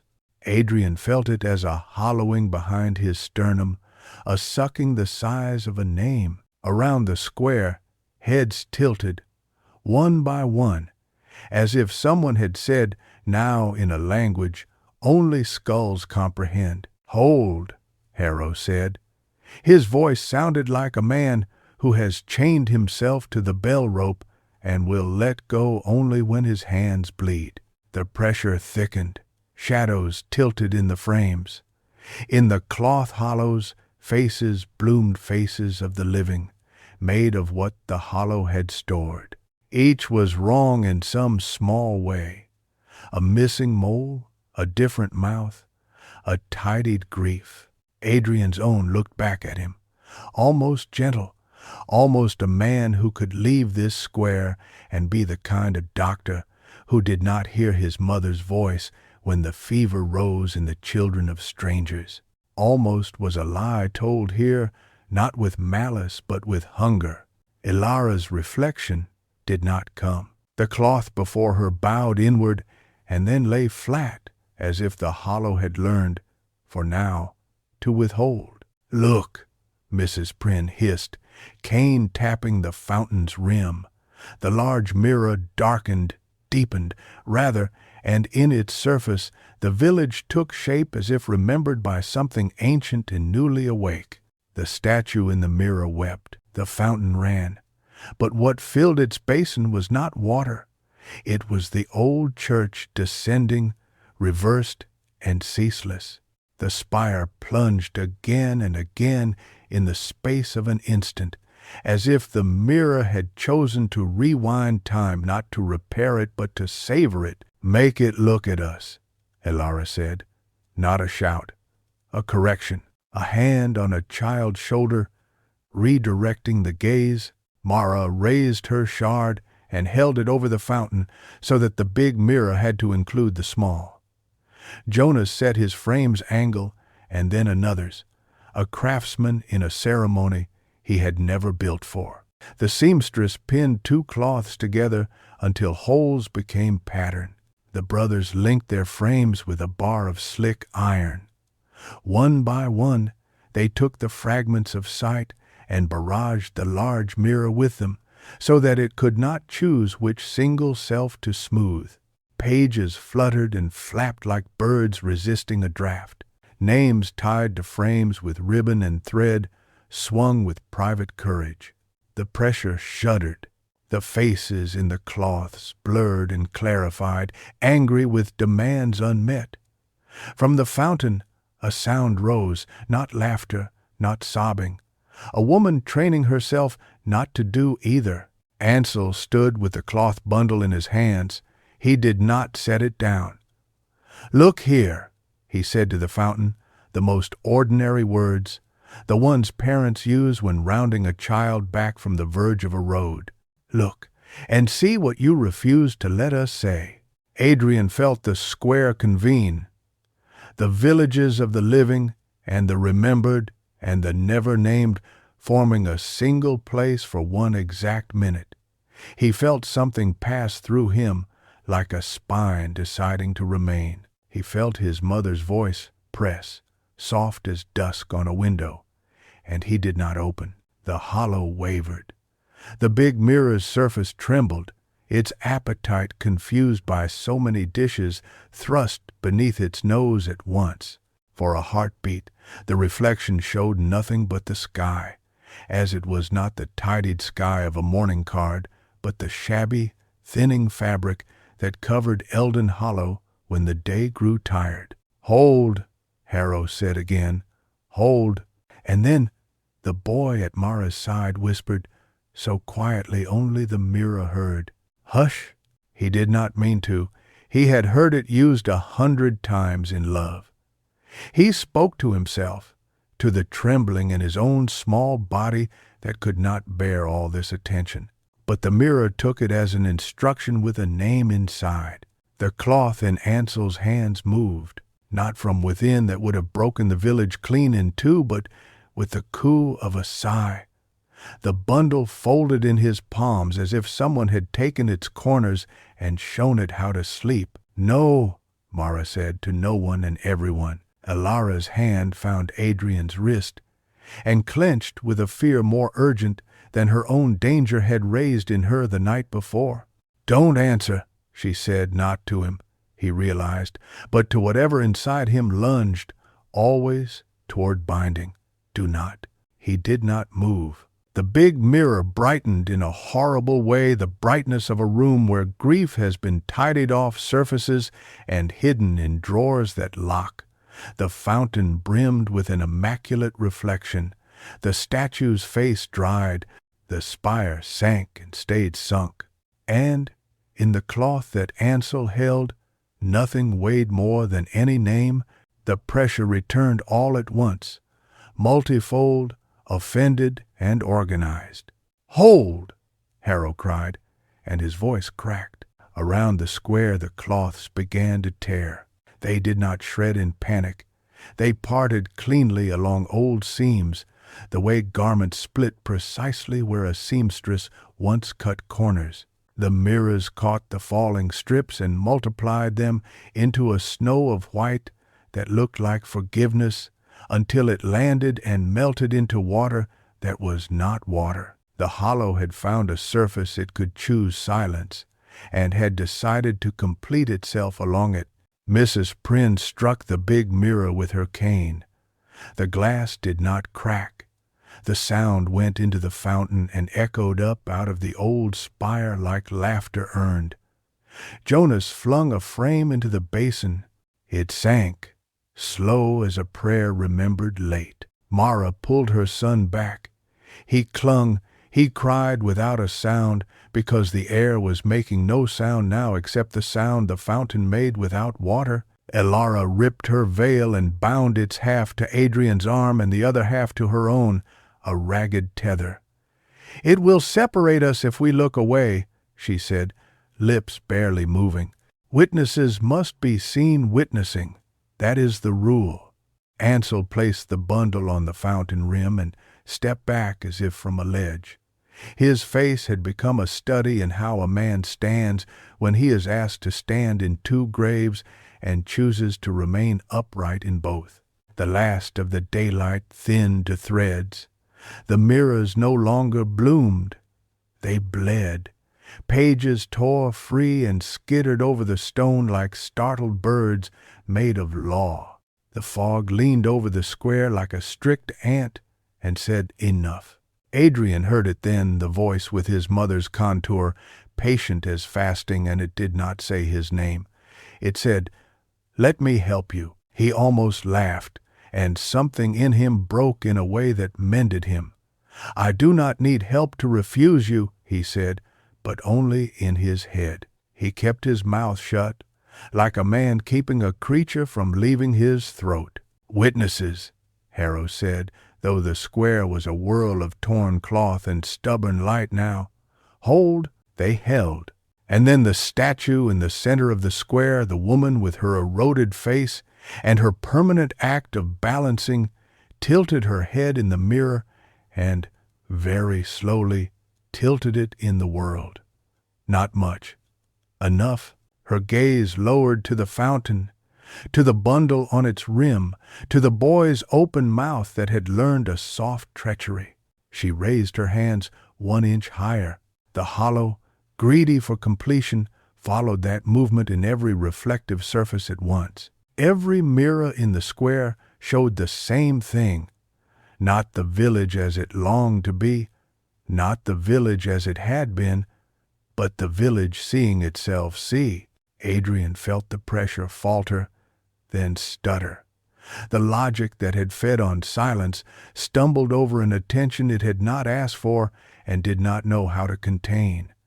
A gap opened, not physical, not audible, a gap where a choice could fit. "Now," Elara whispered, and the word went into him, like medicine that burns and heals. Harrow closed his eyes. "Ruth Vale," he said, and his voice put the name where it belonged in the square, not as bait, not as debt, but as witness. Adrian did not answer. The mirror shivered. Something in the fountain, not water, rose 1 inch. Every page on the string flared clear, each name legible as if written in a thicker light. Ansel reached for the bundle. From the marsh, far but approaching, a sound came like a spire remembering how to climb out of the earth. The hollow was about to look away, and in that glance elsewhere, The square would either become a room the living could keep, or the first chamber of a house that remembers and never lets go. Chapter V. The spire takes a breath. The sound from the marsh grew not louder, but nearer, the way a remembered word arrives before the mouth that spoke it. In the square, the mirrors wavered, the torn curtains rippled against no wind, and the faces they held loosened like knots, recognizing they were only rope after all. "Now," Alara whispered again, and her breath made the syllable a thing you could place upon a shelf for later use. The strip of veil bound between her wrist and Adrian's tugged once, not to pull free, but to confirm it could. Ansel's hands hovered over the bundle. He did not seize it. He did not clutch. He lifted, as a man lifts a weight he expects to be judged by, not simply to carry. The cloth made no more sound than a sigh, yet the square arranged itself around the motion as a body arranges around a heart that remembers its task. The big mirror in the fountain tried to continue the old show, the tidy sinking, the unsullied reflection, but caught itself watching. Every mirror watched it, and so it watched itself watch. It broke into a tremble finer than fear, closer to realization. "Do not speak," Harrow said, though no one had. "Do not bless, do not curse, only witness." Adrian did not look at the fountain. He looked at the faces around the ring. Jonas Creel's jaw was a hooked line, pulling something from a dark water he refused to call fish. Mara's lips shaped "I am here" to the boy without sound, a boat teaching its passenger to ride a swell. The seamstress's hands made invisible stitches in the air, finishing seams the village had worn undone. The brothers' eyes took instructions from one another. An old exchange greased by childhood and rusted by years, made useful again in emergency. Mrs. Prynne's cane lifted, its iron shoe ready to find glass. Ilara leaned closer, not to speak, but so the tether would not tauten and break. In the basin, the bundle lay on Ansel's palm like an end to an old sentence. The marsh sounded again. This time, the spire answered it, not by rising, by exhaling. Something changed in the square that had no name. A sane town would need a yielding, a loosening, the way a door gives when you find the exact pressure it was made to accept. It did not creak. It simply became more itself. The big mirror in the fountain clouded. The exactness that had made it cruel, its slick refusal to be changed by what it showed, fogged as breath fogs a winter pain. For a heartbeat, every reflection in it blurred into a mercy of edges. Ansel looked up. "Merit," he said, and the name fit the space he'd made for it. It did not roll out to fill the square like a bell summoned to battle. It nestled. He lowered the bundle and placed it upon the mirror. In glass, the cloth became enormous, a landscape of weave and fiber, hills formed by folded corner. The reflection took the name and could not smooth it. Mrs. Prynne laughed, not a pretty laugh, not young, but clean. "There now," she said. "You are not hushed to us, little one. Here." The pressure that had been in their palms, their throats, their deepest teeth backed away, as a tide backs away when it counts itself and realizes too many stones are stacked against it to drown the shore today. Jonas planted his frame upright. Mara kissed the boy's hair and did not release him. The seamstress lowered her needle and let it hang from its thread like a question finally content. The spire fell silent. For a moment, the village belonged to those standing in it. Harrow sagged as if a beam removed had been revealed to be load-bearing only because it did not fall when lifted. "Is it done?" he murmured toward Alara, toward the air, toward the bones of his hope. Ilara's eyes, forest dark in a field of day, moved across the mirrors, the cloths, the pages, The bundle. Something has been done, she said. The hollow is counting by different numbers than it did an hour ago. Adrian eased the tether against his wrist. The torn silk had warmed with his skin, with her pulse. He could feel, in the quick lift of the fabric between them, how close she was to being only a person again. Not a portal, not a loom, not a corridor. A person, and, not even that, a girl whose father had taught his prayers to stand up and be doors between her and everything else. From the inn door, Jonas's wife, whom Adrian had not seen before because soft-voiced women learned to make of their bodies outlines of rooms, stepped into the square, carrying a basin and 3 blankets. She did not look at the mirrors.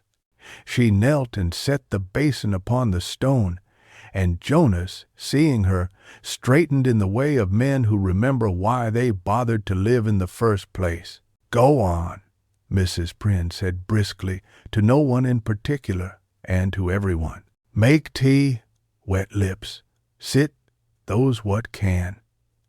She rapped the fountain once, a last threat to any reflectiveness that had not learned its lesson. "We shall not be done with you, but we will not be cheapened by standing like statues waiting for your permission to breathe." They dispersed not far. Never far, but enough that the tight ring loosened. Mara and her boy went to a step. The brothers fetched stools from the inn yard as if their hands had been waiting for a task that did not require change. The seamstress began gathering fallen strips of cloth, humming a tune as old as the act of mending. Ansel remained by the fountain, palm lightly upon the bundle, as if to keep it from sliding into some metaphor he could not fight. Harrow sank onto the fountain rim beside him, his old bones expressing more gratitude for stone than theology had tutored him to allow. He put a hand near Ansel's hand, not touching, and he did not speak. "Forgive me," because forgiveness is a word clergy spend easily and fathers cannot afford. "Adrian," Alara said softly. He turned. Her face was lifted, tilted to listen. The fog overhead had thinned to the extent that a madman might have claimed to see stars if the hour and the season would permit it. But what she listened to was not above. It was below. "They're quiet," she said. "Not gone. Resting. Like books put back on a shelf. We have taught them a form." "And whom?" Adrian asked, though he could guess. "The remembering," she said. "It had been filleting us into stories it liked. We laid out our unlovely parts and made it stare. It can feed, but not on completion alone." He nodded. The ache in his chest that had learned his mother's shape felt, for the first time since he was 12, like something he could set down without betraying anything. He wondered at the cost. He knew there would be one. Gifts given to the living always require a counter-gift from the dead. That is the law where breath crosses. Mara's boy drifted nearer to the fountain, calf muscles fluttering with the effort to keep his feet from running where his interest wanted. He reached not to the bundle, but to the mirror's edge. "It looks like a pond," he murmured. "It is a pond," Jonas said without turning, "because fathers answer the questions they can. It is water that remembers it should have been glass." Mrs. Prynne planted her cane across the mirror with the proprietary air of a woman declaring a boundary. "It is a table set for a guest who will not eat unless watched." Night, which had paused to see if the village would embarrass itself again, resumed its slow layover. Lamps were lit, but they were placed low and under shade, so that shadow would have to work to be useful to anything hungry. Tea steamed, bread thick with yesterday's patience appeared from nowhere, as bread does in towns that survive by teaching flour to wait. Adrian accepted a cup from Jonas's wife and felt his hands recall how to be hands, not instruments. He looked across the bowl of the square to Elara. Her father had set his coat about her shoulders. She had not refused it. Love is allowed to weigh something even when it chafes. The tether between her and Adrian trembled with the motion of their breathing, and then stilled. A narrow, undeniable fact, like a last line on a ledger where there is no room for more. Ansel did not drink. He sat with the bundle and watched it not move, his face the color of decision. After a while, he spoke without looking up. "Reverend," he said. Harrow folded his hands and unfolded them. One of the useless pieties men take up when they cannot afford to take up a useful one. "Ansel, you will not say words over merit." It was not a question. Harrow closed his eyes, and in the dark behind them made a compromise with a God who had never been asked to officiate here. "No," he said, "I will not." "Good," Ansel replied. "There is to be no more that is said only because it is allowed.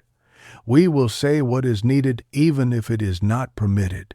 Harrow's mouth opened and shut. He made a decision that left a mark. "Then say it, and I will be your witness." In Amharic, Ansel bent his head. He did not call on saints. He did not borrow the language of men in robes who had never bled his wife because their vows exempted them from that curriculum. He said very softly, "You were here, Merritt. You were not Hush. The village knows your weight." He lifted his eyes to the ring of faces that had once been turned inward like fists. "Does it?" "Yes," Mara said at once. Her son echoed yes with a nod, because nods are the yeses children keep in their pockets. "Yes," Jonas said, and his wife said nothing, which is sometimes stronger medicine. "Yes," said the brothers together. Mrs. Prynne tapped her cane. "Yes," she said, and the cane said it a second time, because wood has memory too. Elara did not say yes. She simply held the gaze of the cloth and did not look away until the mirror's surface shivered again and settled into a truer picture, a basin of light that did not know how to be cruel, now that it had failed at being merely smooth. Adrian did not say yes. He did not need to. The part of him that had wrapped itself tight as a tourniquet around every silence in the rooms he had worked, that had tried to keep blood in bodies where blood had already chosen a different country, loosened. He drank tea. It scalded his tongue. He welcomed the pain. It was clean, earned in a world where water boiled and cooled and could not be talked out of its habits by any dead thing. For a time, Saturday, the square did not forget itself. It rested from the work of being something else's dream. Laughter did not return. Shoulders lowered. That was enough. Elara rose at last, reluctant not because she feared standing, but because she could feel the night waiting for her to declare itself again. She glanced at the tether, then at Adrian. "We should walk," she said, without asking. They went together along the lane that led toward the churchyard. Not into the marsh watched. There is little to be gained in making hungry things feel attended to. Between the graves, their steps softened, then stopped. Names grayed on stone, and names held fast in mouths argued across the damp air. The fog here was thinner, the dead like a clearer view of the sky. So did those who spoke to them. "Today altered something," Elara said, hands clasping and unclasping with a restlessness that had learned to be choreography. "But not everything." "It never does," Adrian answered. A raven spoke from a branch above. It was not startled speech. It was commentary. The birds here had learned to tack their syllables to the shape of human sentences without agreeing to the content. Elara touched a headstone with her fingertips. "I used to come here as a child," she said. "My mother did not mind. My father disapproved, but then he disapproved of all childhoods, because they are lived before sermons can fix them. I would put my ear to the stone and listen for the stories, not voices stories, the way rain tells a roof who made it. I learned everyone before I learned myself. What did you learn today? Adrian asked. She thought. The pause she gave the question was not mannered. That the hollow can be humbled, she said, not defeated. Nothing that is made of our leftovers can be defeated without defeating that in us which left them over. But it can be made to look, and looking shames it, and shame makes it slow. Adrian smiled without show. Your father will call it faith. He will, she said, and her tone neither mocked nor praised. I will call it craft. They walked between stones until the churchyard ended, and the world tried to begin again. At the edge, a narrow gate stood open, the kind of open that happens to gates when a place realizes it cannot win by keeping out what is already in. Adrian paused. You bound me, he said, lifting the strip of veil between them. I anchored you, Alara corrected. Is there a difference? Yes. She looked toward the marsh. A faint radiance lay over it now, a light without source, like the glow of a page under a hand. Binding is what the hollow does. Anchoring is what we do to ourselves so that when the tide comes back, it does not take more than we agreed to give. What did we agree? To stay until morning, she said. To return if called by a living voice. To ignore the dead's best imitations of mercy. He nodded. The list felt like stitches he would not pick at. He realized he was very tired. Sleep. Her mouth made a shape that might have been a smile if she had not learned how often smiles are used as lures. If it lets us. And they returned to the square. The mirrors had been rearranged by hands more practical than ceremonial. Some leaned against walls like soldiers off duty. Some were face down. The big mirror remained in the fountain, but someone had set a cup on its lip, and it held the reflection of that ordinary thing with a humility that made Adrian suspect it would not be a tyrant at dawn. Ansel had gone. The bundle had gone with him. Mrs. Prynne had not gone.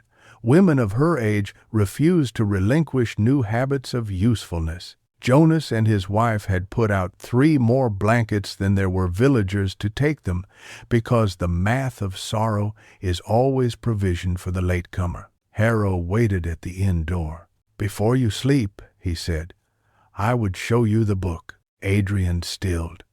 The last time he had been shown a book by a priest, he had learned that mercy could be thrown like a rope and also tightened like a noose.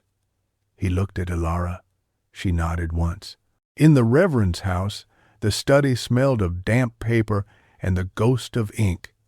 Harrow went to a locked drawer, not locked now. Locks are a hobby in towns where the trespassers are air and intention, and drew out a ledger. Its leather had dulled with a century of hands that did not wish to remember what they wanted to remember. He opened to the middle. Names, not in a single column, but braided birth beside a blank, blank beside a death, death beside a note, went beneath on a Thursday. Fog was kind. In the margins, different hands had made different apologies. No priest, no law. We did not know who to ask. We asked the hollow, and it answered with silence. I thought you said the records of the dead were sparse, Adrian said. They are, Harrow replied, and they are not. We did not write these for the county. We wrote them for the day when our children would accuse us of forgetting. They can accuse us of many things. Forgetting will not be one. Alara leaned over the page and traced a line without touching. Whose hand is this?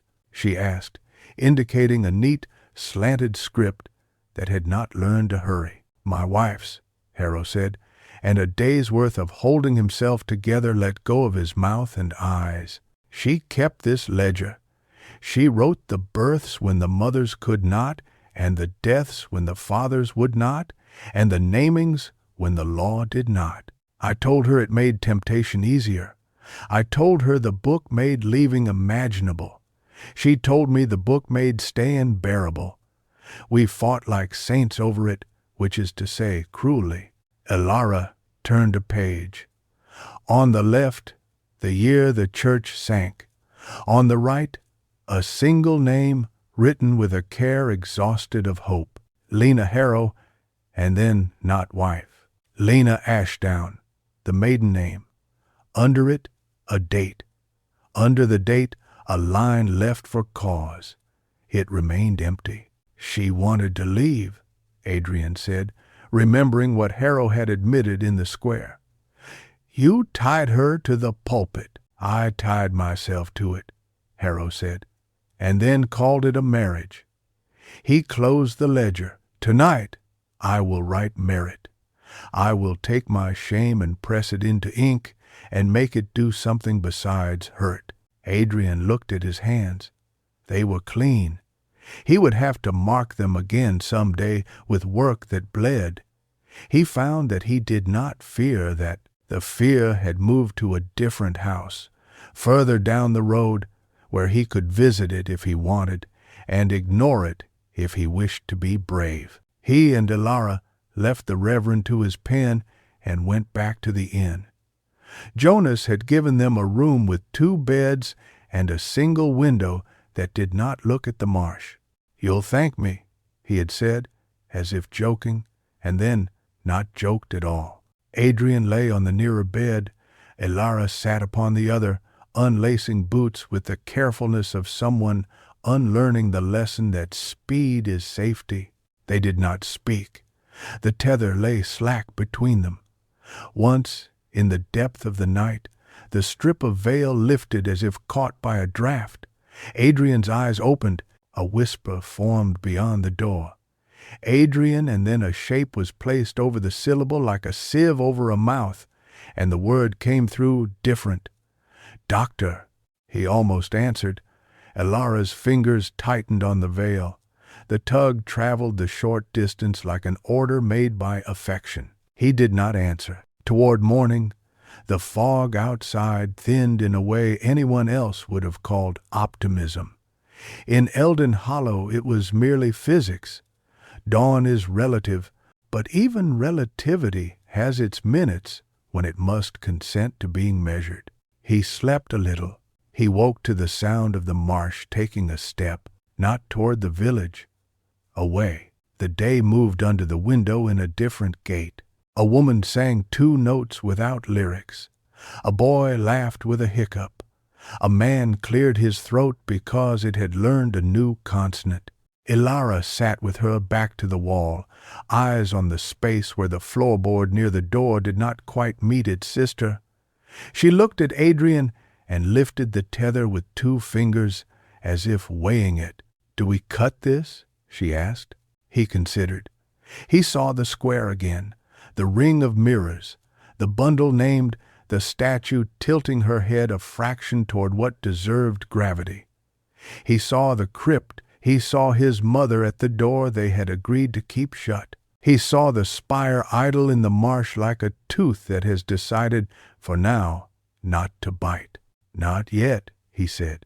Today has one more thing to ask for, and I might forget to ask it if my hand is not tied to yours. What thing? Elara asked, and there was a lightness around the question, not because it was light, but because heavy things are easier to carry when named. For the hollow to return what it took from me before I arrived, he said. A truth, perhaps, or the last piece of a sentence it has been hoarding. I will owe it something for that, I know. Elara nodded. We will pay in craft, not in flesh. He stood. His body had the good ache of a man who has knelt not to beg, but to build. The marsh? Not yet, she said. The ledger first, then the statue, then the marsh. He smiled. Despite the night, despite the dead who would call him in 3 different voices before noon, he smiled, a small thing that put a mark on the day and claimed it. They stepped into the square, and the square stepped a little toward them. Mirrors faced the walls like shy animals. The big mirror in the fountain held the sky imperfectly and did not apologize. Jonas waved from the inn door with a hand that still remembered work. Mrs. Prynne slept sitting up with her cane across her knees, and even in sleep her mouth made a line that refused to be corrected. The statue's tilted head had not moved back. She watched the square as if she intended to learn. The boy ran past, then returned with the literal mindedness of children who suspect running past a doctor without saying something might be a crime. "Morning," he said. "Good morning," Adrian said. The boy stared at the strip of black cloth between their wrists. "Are you married?" Elara laughed, the smallest laugh, the sound a mirror might make when it forgets for a moment to reflect. "No," she said, tied. "Oh," the boy said. He considered this and found it acceptable. "We're having bread," he added, and ran away again. Harrow emerged from his house with the ledger. He lifted it, a gesture that might have been a blessing if he had been the kind of priest who trusted his wrists with that much ritual. "Written," he said simply. "Then we go to the marsh," Elara said. Adrian felt the day stiffen with them as they made ready. He felt the hollow turn its head. He felt something in himself. The tourniquet and the tether both relax and hold. They walked, and the village watched them go, not with the despair of sending sacrifices, but with the alert exhaustion of dispatching workers to a site that would not fix itself. The path narrowed, the fog thinned further, not in courtesy, but in curiosity. The spire lay quiet as a problem that thinks it has been solved and suspects otherwise. At the edge, the ground darkened. Below the skin of shallow water, mirrors lived shards of old glass, slick stones polished by seeing too much. Adrian saw his face and did not let it tell him who he ought to be. Elara saw her face and did not forget she had another. "Today," she said, "we ask." "For what?" he asked again, though he knew, because repetition gives shape to courage. "For our sentence," Elara said. "The one you left unfinished when you were 12. The one my father left unfinished when he made a book instead of a door. The one this village has been trying to write by drowning its own church.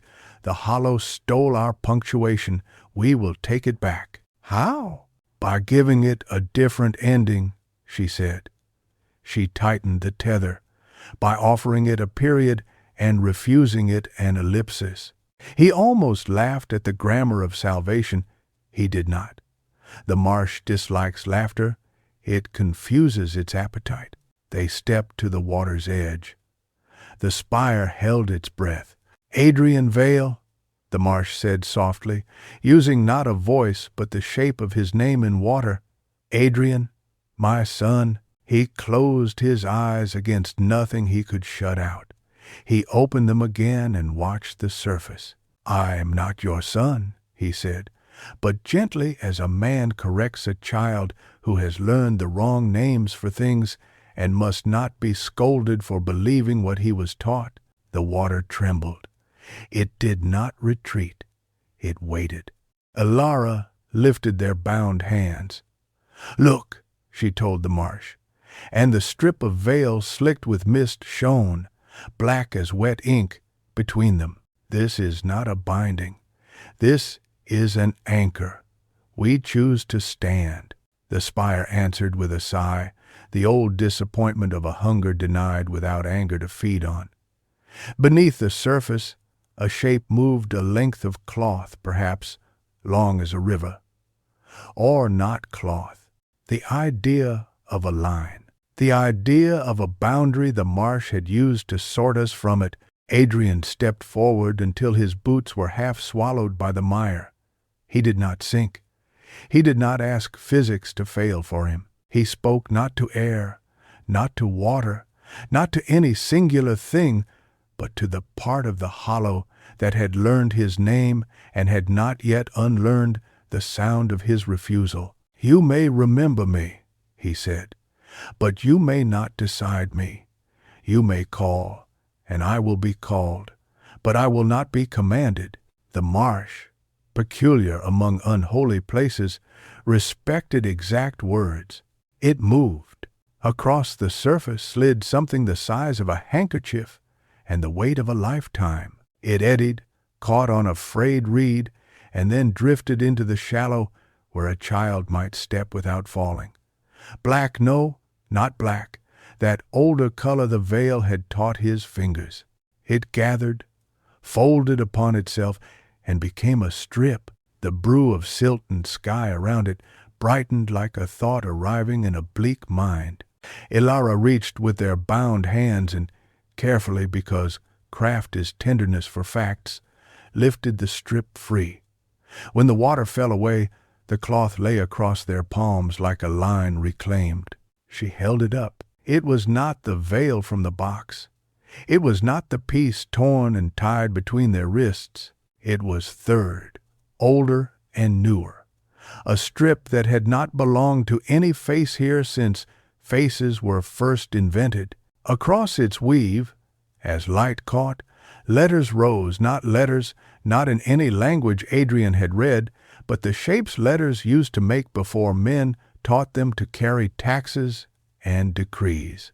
The shapes mothers make with mouths their children learn before words become busy. Ilara breathed in. "It is the first veil," she said, as one might say, "it is rain, finally. It is the border that knows its place." Adrian took the end between two fingers. It did not chill him. It warmed like a small animal that has consented to be rescued and will bite if handled like a relic. "What will we do with it?" "Place it where it was meant to be placed," Ilara said. "Not over faces, over thresholds." He nodded. He looked back at the path to the square. He could see, even at this distance, Mrs. Prynne standing in the inn door as if she had invented the posture. He could see Jonas on the step, counting cups before hands asked. He could see Harrow with his ledger under his arm, because sometimes single objects must be carried through entire days like infants. He looked at Ilara. She looked at him. The tether between them tightened once, a single heartbeat that admitted interdependence without surrender. Then they turned and walked toward the village, the strip of first veil laid across their joined palms as carefully as if it were a sentence whose final word had been waited for long enough to be feared. Behind them, the marsh did not follow. It watched and it learned, and just for the breath of a breath, it forgot to whisper. Chapter 6. The threshold learns its name. They brought the strip of the first veil into the square like a rescued word, cupped between their bound palms so the village could see it belonged to no single hand. Even the fog seemed to lean, not in hunger, but in the shy curiosity of an animal returned to a house and trying to remember if it had once been allowed on the furniture. Mrs. Prynne rose from her chair without help. "That's no curtain," she said, approving in the way of older women who will not waste praise on anything that will not age well. "That is a line." Reverend Harrow crossed himself, then shook his head and uncrossed it, as if realizing the gesture was the wrong alphabet. "It is the border," he said softly. "The one we lost when the church went under. We kept draping grief over faces as if sorrow were a bridal custom. That was never its work." "Holy Epha!" Jonas's wife set down her basin and wiped her hands on her apron. "What does the border ask of us?" she asked, and it was not a challenge. It was the economy of bread. "Tell me what I owe, and I will pay it in what I know how to make." Alara lifted the strip. In the daylight it showed no weave. It was a continuous dusk, deeper than cloth, thinner than water. As she tilted it, shapes rose and subsided along it, the unborn letters Adrian had seen in the marsh. Mouth shapes, lullaby shapes, the geometry of enough. "It wants placement," Alara said. "It has been misused as a face. It wishes to live where one thing becomes another. Doors, gates, the arch where the old church breathed. His hands and mouths," Mrs. Prynne added dryly, tapping her own with the cane. "This is where men's trouble begins and ends." Alara's eyes flicked to Adrian's. "Mouths are thresholds," she agreed. "But we will not gag ourselves in the square like penitents. We will teach our doors first. Then, if the hollow tries our teeth, we will decide what to do with tongues." Harrow opened his ledger as if the act had become muscle rather than intent. "Where first?" Alara did not hesitate. "Where the village fails, the arch, then the inn, then the reverend's house, then Mara's, then the gravedigger's, then every threshold that made a promise it could not keep." "And Noda." "A list," Jonas said, relieved by the shape of work. "A way to spend a day." They set off in a procession without dignity and without theater, craftsmen, widows, children, a doctor in a coat that had learned to be wet, a priest who had learned to read his hands. Alara and Adrian led. The strip held between them. Behind, Jonas carried a box of old hinges. The seamstress bore needles and a skein of black thread as thick as a vein. Mrs. Prynne thumped. Mara and her boy brought a basket of cloth torn from curtains that had already failed once and deserved to be taught better service. Ansel came last, empty-handed now, but with his palms cupped, as if memory had weight and could be carried safely only by widening one's hands rather than tightening them. At the marsh path, they turned aside and came upon the arch of the sunken church, where it jutted like a tooth that refused to be clean. Up close, the stone smelled faintly of iron and an old choir. Alara stopped. "This is where the border belongs," she said, her voice lower, less for the ears around her than for the stones themselves. "Not to keep the dead out and the living in, to keep each from forgetting the name of its country." She held the strip up. The air cooled against Adrian's palm. The veil moved as slenderly as a fish through water and laid itself across the arch. For a breath, nothing changed, and then everything did not like a miracle, but like a correction. The weight of the day redistributed itself. Sound sharpened, the way sound does under snowfall. The fog hissed once, not in pain, but in protest. Something beneath the arch exhaled, and then consented to breathe at a rate compatible with lungs. Jonas peered. "It took, it placed," Alara said. "Keep watch. It may need reminding."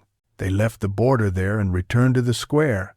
The strip had not shortened, it had not lengthened either. It was like a sentence finishing itself exactly as much as required. At the inn, Jonas scrubbed the lintel with a rag dipped in boiled water, as if decades of threshold had to be erased to make room. "My father would have spit," he muttered amiably. "I will use water." Mrs. Prynne sniffed. "Spit is water that forgot to be polite." Alara and Adrian lifted the strip together, and when it touched the cross-piece of wood above the door, the wood flinched. It had long ago promised to decide who belonged in and who out. It had been doing a poor job because it had been doing it alone. "There," Jonas's wife said, with the palpable relief of a room finally learning how to be a room. They moved on. Mara's lintel had sagged. The strip rested on it like a hand on a fevered brow, and in a moment the wood seemed to remember what straight meant. At the Reverend's door, the veil hesitated. The door remembered funerals it had been forced to host without wages. Harrow laid his ledger against the jamb like a tithe. "I will write what crosses," he said. "I will not let the unrecorded be the only worship we dare." At Ansell's cottage, the door stood ajar. Old habit, old grief. He placed a new-made latch upon it, the kind that can be opened with a string someone inside can pull. "Bound," he murmured, "not locked." Elara nodded approval. The strip settled, and the room beyond seemed to deepen, not in distance, but in meaning things not suddenly holy, just exactly themselves. They returned to the square at midday, which in Eldon Hollow meant the fog was thin enough to tell the hour if you were willing to be wrong by 10 minutes and accept that humility as medicine. A quiet harmony had begun to hum under everything under the stone, under the soup pot Jonas's wife had set upon a grate, under the cane tip that measured the square. Adrian's breath, when he caught it and listened, had lost that high keening he did not know he had taught himself during years of rooms that refused conclusions. He looked down at the tether and realized he was not testing its slack as often. Elara noticed and did not mention it. Refusing to notice would have been a cruelty. They ate, not because hunger roared, but because labor had asked for payment and bread was the accepted currency. Children drifted near, then away, the way birds will when a field has been sown with something they do not yet recognize as food. The statue watched. The fountain's big mirror held a sky that grew by increments into something like patience. "What remains?" Harrow asked, when bowls were set down and the spoons decided they had done enough. Elara looked at the strip. It lay quiet between them. No end frayed, no seam untrustworthy. "The last thresholds," she said. "Mouths." Mrs. Prynne barked a laugh that did not reach contempt. "I told you." "How do you veil a mouth?" Jonas asked, genuinely, not in mockery. Men who spend their lives speaking with wood appreciate proper instruction. "Not by covering it," Elara answered. "By choosing what is permitted to cross. The border is not a gag, it is a judge. We must place it where words enter our village and where they leave. We must decide what we will be called and what we will not answer to. God save us from the day we agree on that," Mrs. Prynne said, but she was pleased. She had survived long enough to respect any task that required unanimity and offered excuses for disagreement. Adrian felt his throat tighten at the thought-memory of midnight visits where names came with perfect tenderness to seduce a man out of his bed and into an echo. "We might not succeed," he said. "We will fail better than last night," Elara replied, with a small, tired smile. "That is enough. They tried it once, because cowardice grows strong when fed a break." In the shade of the inn's eaves, they stood in a half-circle and considered their mouths as if considering a tool they had used all their lives without reading its manual. Harrow licked his lips, then stopped, as if aware a priest's nervous tics had once been taken as liturgy. "Say what you will not answer to," Mrs. Prynne advised. "Teach your lips the shape of refusal before anyone tries to fit a call through them." Mara went first.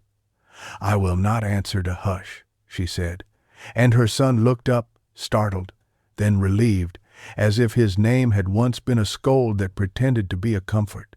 "I will answer to come, and to eat, and to rest." Jonas, "I will not answer to duty when it is an excuse not to be kind." The seamstress, "I will not answer to cheap, even when I say it to myself." Ansel, "I will not answer to father only at graves." Tansieres, Harrow closed his eyes and searched the map of his mouth for a truth that would not crumble under fog. I will not answer to saint or to keeper or to only. I will answer to Edwin when my daughter says it. Elara lifted her chin, not in defiance, but in the posture of a person making room for air enough to carry a sentence across a square without being misheard. I will not answer to Vessel. I will answer to Elara, even when I say it to myself. Adrian waited. He was not slow. He was careful. The part of him that had once cast himself like thread across every wound tried even now to tie a bow around the air and call it a stitch. He let the impulse pass. I will not answer to son if the voice is not hers, he said. I will answer to doctor if it is said by the living who are in the room. They nodded without ceremony. The border in his hand warmed, not in agreement, but in attention. He felt absurdly, as if the strip liked being used properly. How do we place it? Jonas asked again, jerking his chin at their mouths, already flush with practice and the embarrassment of being watched. By speaking together, Elara said. A placed word is a lintel. We will set one sentence and agree to let it hold. Mrs. Prynne shifted her cane from one hand to the other and narrowed her eyes at the day. Make it short, girl. Words lengthen in fog. All ago, Elara considered. Then, with the slow confidence of someone nailing a plank over a draft, she said, We will answer to what is spoken in the square with bodies present. We will not answer to what is spoken in our beds by those who have not paid rent in years. The square laughed once relief, not mockery, like the first cough after a near drowning. They repeated the sentence not as a chant, not enough times to turn it into a rope that would later strangle them. Once was enough. They felt the border lift and hang across their mouths like a line a singer chooses to stand behind, not because she is shy, but because she knows where sound begins. The fog tasted the new rule and found less to eat. Adrian thought of his mother at the door he and she had agreed to keep shut. He thought of the other ways she might try to visit the borrowed voices, the soft advices that wear the signature of love on the wrong paper. He pressed his lips together and felt the strips cool along their inside, a sensation no one could see and that he could not have explained without becoming ridiculous. He accepted it. There are worse ridicules than protection. Afternoon settled like a cat in an old chair. Work found smaller tasks to busy itself with. Jonas mended a hinge and did not whittle a sermon into it. Mara washed cups, as if their clay remembered being earth and appreciated the return to service. The seamstress patched a sleeve and refused the pity of anyone who saw her thread. Harrow wrote merit in the ledger, and then, beneath it, spelled aloud in the square. And then, beneath that, nothing, because there are times when blank space is exact. Elara and Adrian walked back to the arch. The strip hung where they had placed it, its edge moving with the faint breath no wind can borrow. Beneath, the hole into beneathness seemed less eager. A pool gathers quieter when the stones lining it are willing to remain stones. Listen, Elara said. He did. For a moment nothing, then a rustle, not the murmur of voices, not the pleading of unsent letters. Turning pages, the crypt below, perhaps filing its bones by a new system, did not finish, but will not be finished by us. He smiled, a smaller thing than hope and sturdier. It is shelving us, he said. It is shelving itself, she corrected, equally pleased and tired. We are the bookends, for now. They stood a while without speaking. The silence, not heavy, not ceremonial resting silence, as when a working day has not yet ended, but must pause to keep from growing stupid. The tether between their wrists had gone limp enough he could not feel it unless he moved. He moved and felt it. He was comforted that it answered. On their way back, they detoured to the grave of Lena Ashdown. The stone had no letters left to read, only the dents left by loving. Harrow stood beside it, ledger under his arm, mouth moving. He did not look up when they approached. "I have not asked you to forgive me," he said without preface when he sensed them. "Forgiveness is a word I have spent badly." "You asked the ledger to keep what you could not," Elara said. "Yes." He was quiet a moment. "Elara," he added, tasting the name he had given her as if testing his own rule, "I would like to answer to Edwin when you use it. I will not answer when the hollow says it." "And good," she said simply, and touched his sleeve, not a daughter, not a parishioner, a witness, offering him the dignity of being seen doing exactly what he claimed to be doing. By the time they reached the square, the light had lost interest in being separate from the fog. Lamps were brought out again. The mirrors remained face down by common sense. Jonas's wife announced stew with the resolute authority of a woman who has learned the borders of appetite and knows how to place a ladle across them. They ate. They did not bless and did not feel damned for omission. It was in the second bowl, the one that follows relief and precedes fatigue, that the hollow remembered its manners and decided to test the new rule. Not with a name, with a noise. Somewhere in the lane behind the inn, a door opened and closed softly, twice. Then, a third time, a pattern the body recognizes before the mind assigns it meaning. The hair along Adrian's arms rose not in fear, but in professional alertness. Beside him, Elara's fingers tapped the rim of her bowl once, twice, 3 times, answering with rhythm, not with throat. "Stay," Jonas's wife said to no one and everyone, the way one calls a dog when it is about to choose the road. The lane lengthened. Shadows laid themselves across the benches as neatly as folded coats.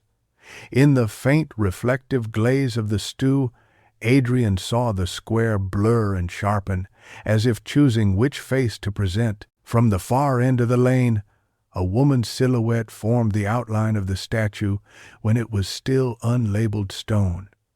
She moved without hunger and with intention. "Not a mirror," Mrs. Prynne said with grudging admiration. "A messenger." Elara stood. She did not tug the tether. She did not need to. Adrian's hand rose with hers. Together they walked to the lane mouth. The woman stopped at 20 feet away, a courtesy distance, the space between 2 strangers on a sickroom's first day. When she spoke, her voice did not borrow breath from theirs. It used the air it had carried from wherever it had come. "You have placed the border," she said. "You have refused to feed us smoothness. You have taught your mouths to cost us." Though there was no sarcasm, the words came dressed like compliments that might be used later to buy back disobedience. "So I have brought you what is yours." Elara's chin lifted. "We did not send for anything."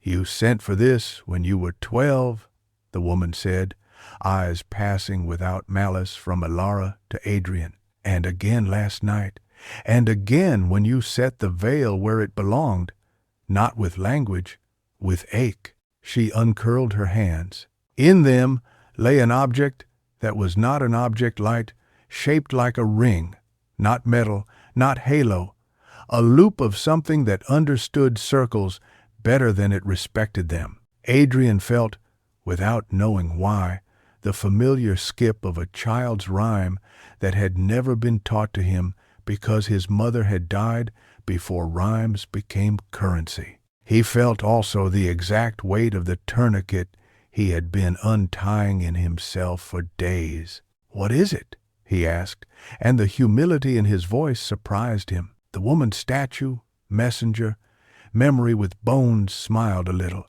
"It is the end of a sentence," she said. "The period you demanded. A dot someone tried to rub out to make your lives a list without conclusions." "Ah." Alara reached and did not touch it. "Where does it sit?" "Wherever you finish, and the hollow does not," the woman answered.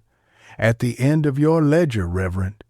At the end of Mara's lullaby, when she chooses to stop before the child sleeps. At the end of Adrian's listening, when he has heard enough without trying to become thread. At the end of Alara's prayer, when it refuses to volunteer for work it was not invited to. "Will it stay?" Mrs. Prynne asked, always bargaining on behalf of a future where she might not be present to nag. "If you place it," the woman said. "Punctuation is a gate that requires a hand. A 5 fard.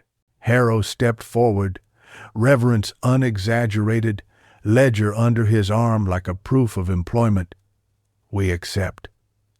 "Ender, you do," the woman agreed, and then looked at Adrian. "Do you?" He thought of all the ellipses he had taught himself to live with, waiting outside sick rooms for verdicts no one could give, telling families he would see and watch, and return because he would not say enough. He thought of the way the hollow had licked those soft endings into openings. He thought of Alara placing borders where they belonged and refusing to place them where they would have been cruel.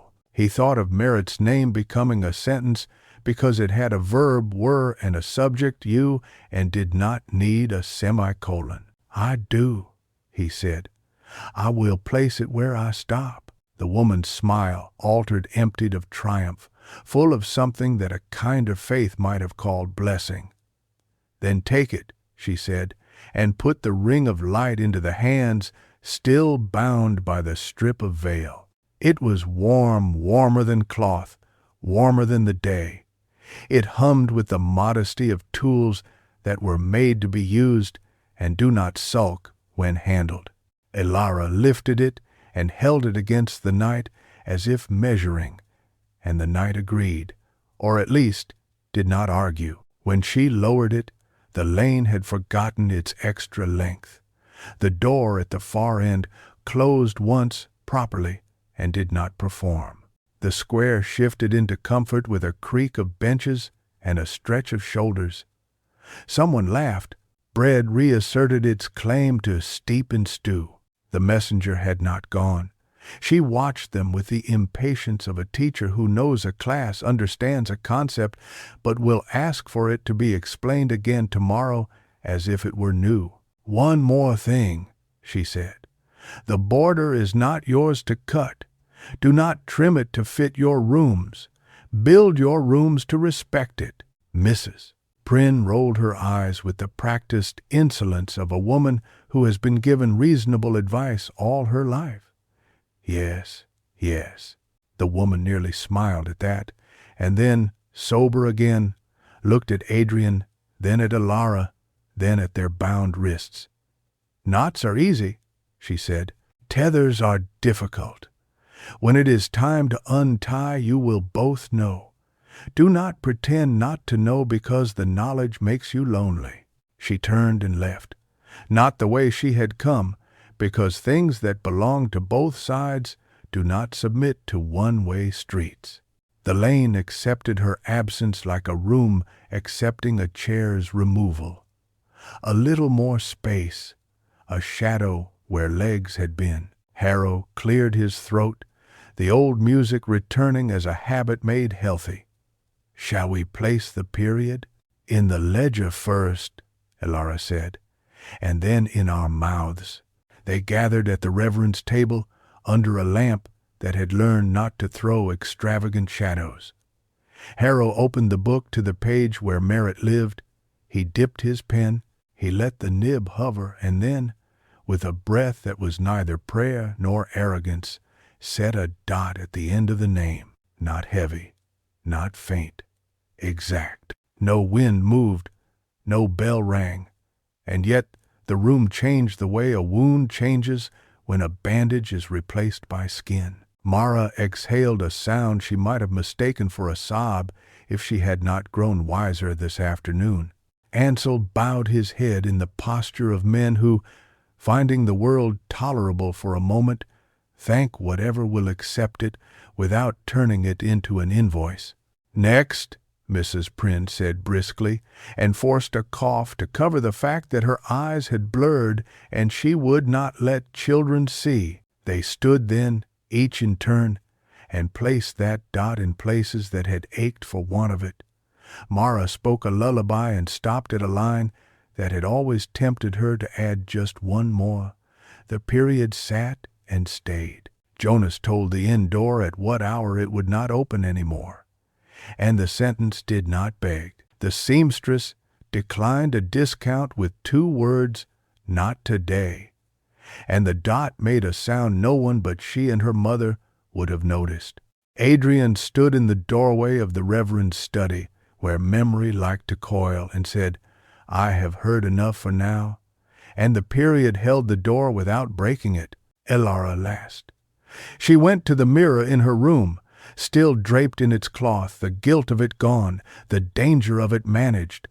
She lifted the edge and looked at the surface as one looks at a lake after a drowning. She said, "I am not a vessel," and delivered the dot with a mother's firmness.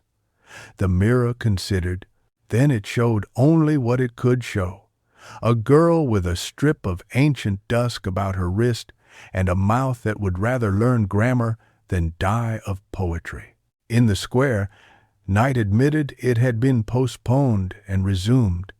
The fog, affronted by all this punctuation, gathered itself to try a different approach in a different hour. The village settled to sleep. Near midnight, Adrian woke to the old footfall in the hall, the one that had taught him breath as a boy. Step, pause, step, the rhythm of a woman's carefulness. It stopped at his door. He let the sound press. He let it press past the border of his lips. He did not open. When the soft voice came, Adrian, he rolled the period from palm to palm like a coin and set it at the end of the sentence that had always owned him. Adrian, he did not add. Yes? The voice waited. It tried the old entries, son, beloved, my hands. Each died not in anger, not in starvation, but in accordance with the rule he had agreed to.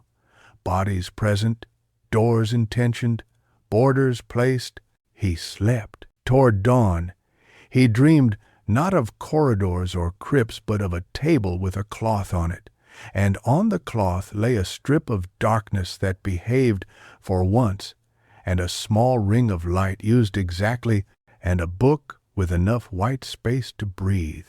He woke with the sensation of having put something down without losing it. Elara sat awake, eyes open, learning the grammar of morning. She lifted their wrists with a small, rueful smile. "Not yet," he said. "Not yet," she agreed. They dressed and stepped into a square that had decided to try being daylight again. The air smelled of wet bread and housekeeping. The mirrors, obedient on their faces, reflected only the messy, honest geometry of chairs and faces and steam. Jonas waved. Mara smiled. Ansel nodded, the man whose palms had learned to carry something besides leaving. Mrs. Prynne tapped her cane in triple time and declared the day open. Above the arch, the strip moved once, satisfied, and lay. The hollow did not end. Memory never does, but it learned its name for another turn of the sun, and, because of a line, a dot, and a square full of witnesses, it consented to speak it softly. Chapter 7. A door shaped like a question. Morning did not so much arrive as consent to be named. Eldon Hollow held itself quiet, as if the square's new grammar had been chalked on the air, and the fog resentful schoolchild had, for once, decided not to swipe its sleeve across the board. Doctor. Adrian Vale felt the difference first in his lungs. He drew breath without the old stitch under the ribs that had taught him the price of staying. The tether between his wrist and Ilara's lay loose as a kindly cuff. When he tightened his fingers, the silk answered, a soft tug, the sort a companion gives when road and riddle are both ahead and neither can be refused without losing the other. They stepped into the square, and the day stepped a little toward them. Mrs. Prynne had already established her court on the bench beneath the leaning eave, cane across her knees like an edict. Jonas's wife scattered a clean sweep of water upon the stones because habit is a nation's real law. The statue watched, her tilted head remembering that attention is not appetite.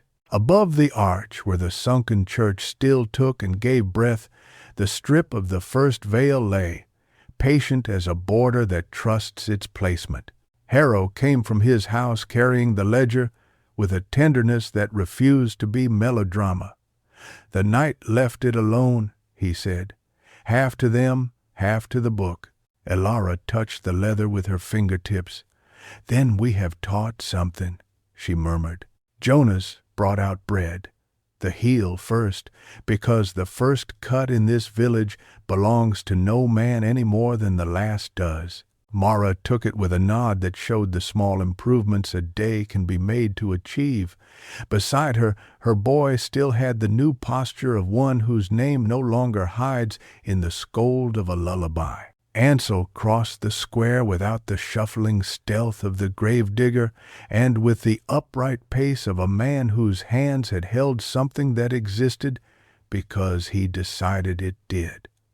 He paused at the fountain. The big mirror in its basin reflected a reasonable sky, and if it attempted to flatter, the draped strip still claimed it back from any lie. Listen, Ilara said softly. They did. Beneath the square's commerce and courtesy, the hollow made the sound of pages turning in an unseen room, not riffling, turning, a cataloging. It had taken their dot, their placed border, and, chafing, had nevertheless begun to shelve itself. And yet, Mrs. Prynne announced to the air, because women like her tell truth as a prophylactic, a thing that has learned a rule will now look for the rule it can break while pretending to be obedient. As if summoned by punctuation's cranky grandmother, the day developed an imperfection. It began behind the old schoolhouse at the far end of the square, the small one-room building that had learned more silence than sound because mothers here teach their children to hear first. A door there was open, not swinging open, the way an eye opens when a thought enters. Faint as breath, a hum threaded the air around it. No words, no voice, the shape of a question. Ilara's hand tightened. The tether asked Adrian's wrist to agree. He did. Harrow drew in air as if it had to be paid for. We did not place the border there yet. No? Ilara said, watching the open door the way a cat watches an old gap under a fence. And the hollow has found the absence? Jonas set the bread down. I'll fetch the strip. She shook her head. Not that border. Not yet. It wants to learn how we panic. We will not teach it. We go and look. We do not answer. The closer they came, the more the hum located itself. It pulsed against the skull, not like a voice calling you out of bed, but like the moment before a hand knocks. That preparatory tension people mistake for politeness, but which is only appetite, calculating the cost of being refused. Children had already drifted toward it, drawn by that clean curiosity which is neither sin nor safety. Mara caught her boy's collar. Another mother lifted a girl without scolding. The rest of the square's eyes turned and stayed, this time not as mouths waiting to be fed, but as witnesses old enough to know that attention is its own form of work. The schoolhouse door had never been locked. Villages trust the weather to keep books inside. Its lintel carried only the memory of mother's hands pressing goodbye to the grain. Elara stood in the threshold but did not cross. The hum thickened, as if pleased to have acquired a shape to fill. "What does a question ask here?" Adrian murmured. "Permission to finish us," Elara said, and her mouth did not tremble, though her knuckles under the silk showed the mathematics of bone. The dot slowed it. "It will try the hook next." "Hook?" "The sign shaped like a crooked finger," Mrs. Prynne supplied tartly, appearing at Adrian's elbow with a speed that would have surprised him once. "A question is a bent thing, useful for lifting lids. It opens." She peered into the dim schoolroom. "Don't let it pry." Elara lifted her chin, and the border at the arch seemed to answer a fine tremble, like a thread acknowledging it had been tugged from afar. "We will not give it our mouths," she said. "We will let it show itself." She stepped one toe over the threshold, a dancer measuring the width of a line with the seriousness of soldiers. The hum rose, delighted, almost playful, the way danger is when it likes its prey. Adrian reached, not to haul her back, but to hold her center of gravity with his hand. She felt it and used it without gratitude or embarrassment. True partnership, the undramatic miracle that towns forget to celebrate because they need it daily. Inside, desks stood in two modest rows, their lids scarred by generations of knives and patience. A slate lay on the front table, chalk sleeping in its tray. The hum came from the back wall, where a cupboard door stood ajar. Elara moved in until the tether was taut. Adrian stepped to keep its give. The hum sharpened, less a tone now than a syllable waiting for a mouth. She reached for the cupboard and set it fully open. On the shelf lay nothing that should hum. Stacks of copybooks, a jar with 3 marble buttons, a cracked bell. And yet, at the back, rested a small mirror, no bigger than a hand. It had learned its own trick. Too small to flatter a face, it had been used for 30 years to correct collars and straighten ribbons. It had learned to ask small permissions and had grown appetite suited to its training. Elara did not pick it up. She pulled a thread from her sleeve, a thing so slender the eye objected, and looped it around the mirror's frame. Then, slowly, she drew it toward the door. The hum deepened in protest, no voice, only a widening question. "May I? May I?" It floated up the throat of the room and brushed the lips of those at the door. "No," Mrs. Prynne said cheerfully, and this time the refusal tasted like bread rather than like a scold. Elara brought the little mirror into the square and laid it upon the fountain rim beside the big one, as if introducing an impertinent cousin to a stern aunt. She tapped the glass with her fingernail. "You will not ask in rooms where names are learning to stand," she said. "You may ask here, where witnesses can refuse with their faces." The hum quivered like a sulk, and then thinned to silence. Mara exhaled. "So it learns to knock." "It learns we will not open," Elara answered. Adrian watched the small glass. For a moment his face appeared, then the skies, then nothing. "Questions pry," he said. "What door did it mean to lift?" "Yours," Elara said, without gentleness and without cruelty. "Mine, Edwin's, any that open when asked with kindness." She looked toward the arch. "The border holds the line, but the hollow has found punctuation elsewhere." "Elsewhere?" "In the body." She touched the soft hollow at her throat. "Hooks are for flesh." They placed the small mirror face down like a scolded child and left it to learn patience. Before noon had ended, pretending it was a different hour, the hollow tried again. A bell rang that had no church to own it. Jonas jerked as if struck. The chime did not come from the square. It came from the marsh. Worse, 2 chimes, then a third, each slightly off, as if the spire were playing with the memory of bells rather than striking them. Heads turned. Alara's shoulders tightened. "Don't," Mrs. Prynne warned the air itself. The sound did not call them. It invited. A question again, clothed in tradition. A bell that asks whether griefs would like to line up and be tended to in orderly fashion. The hollow had learned when not to command. It would coax. "Another door," Adrian said softly, "shaped like worship." Harrow closed the ledger. His eyes, when he lifted them, contained neither piety nor pique. "We answer bells with feet, or we do not answer," he said. "I say we do not. Let it ring. We will injure it with our indifference." So they did not go. They kept their hands on their work. The chimes grew petulant, then rare, then stopped. The marsh sulked.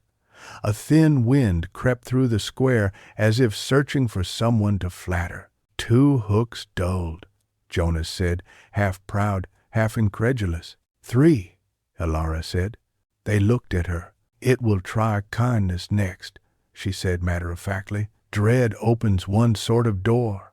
Mercy opens another. We have denied the first.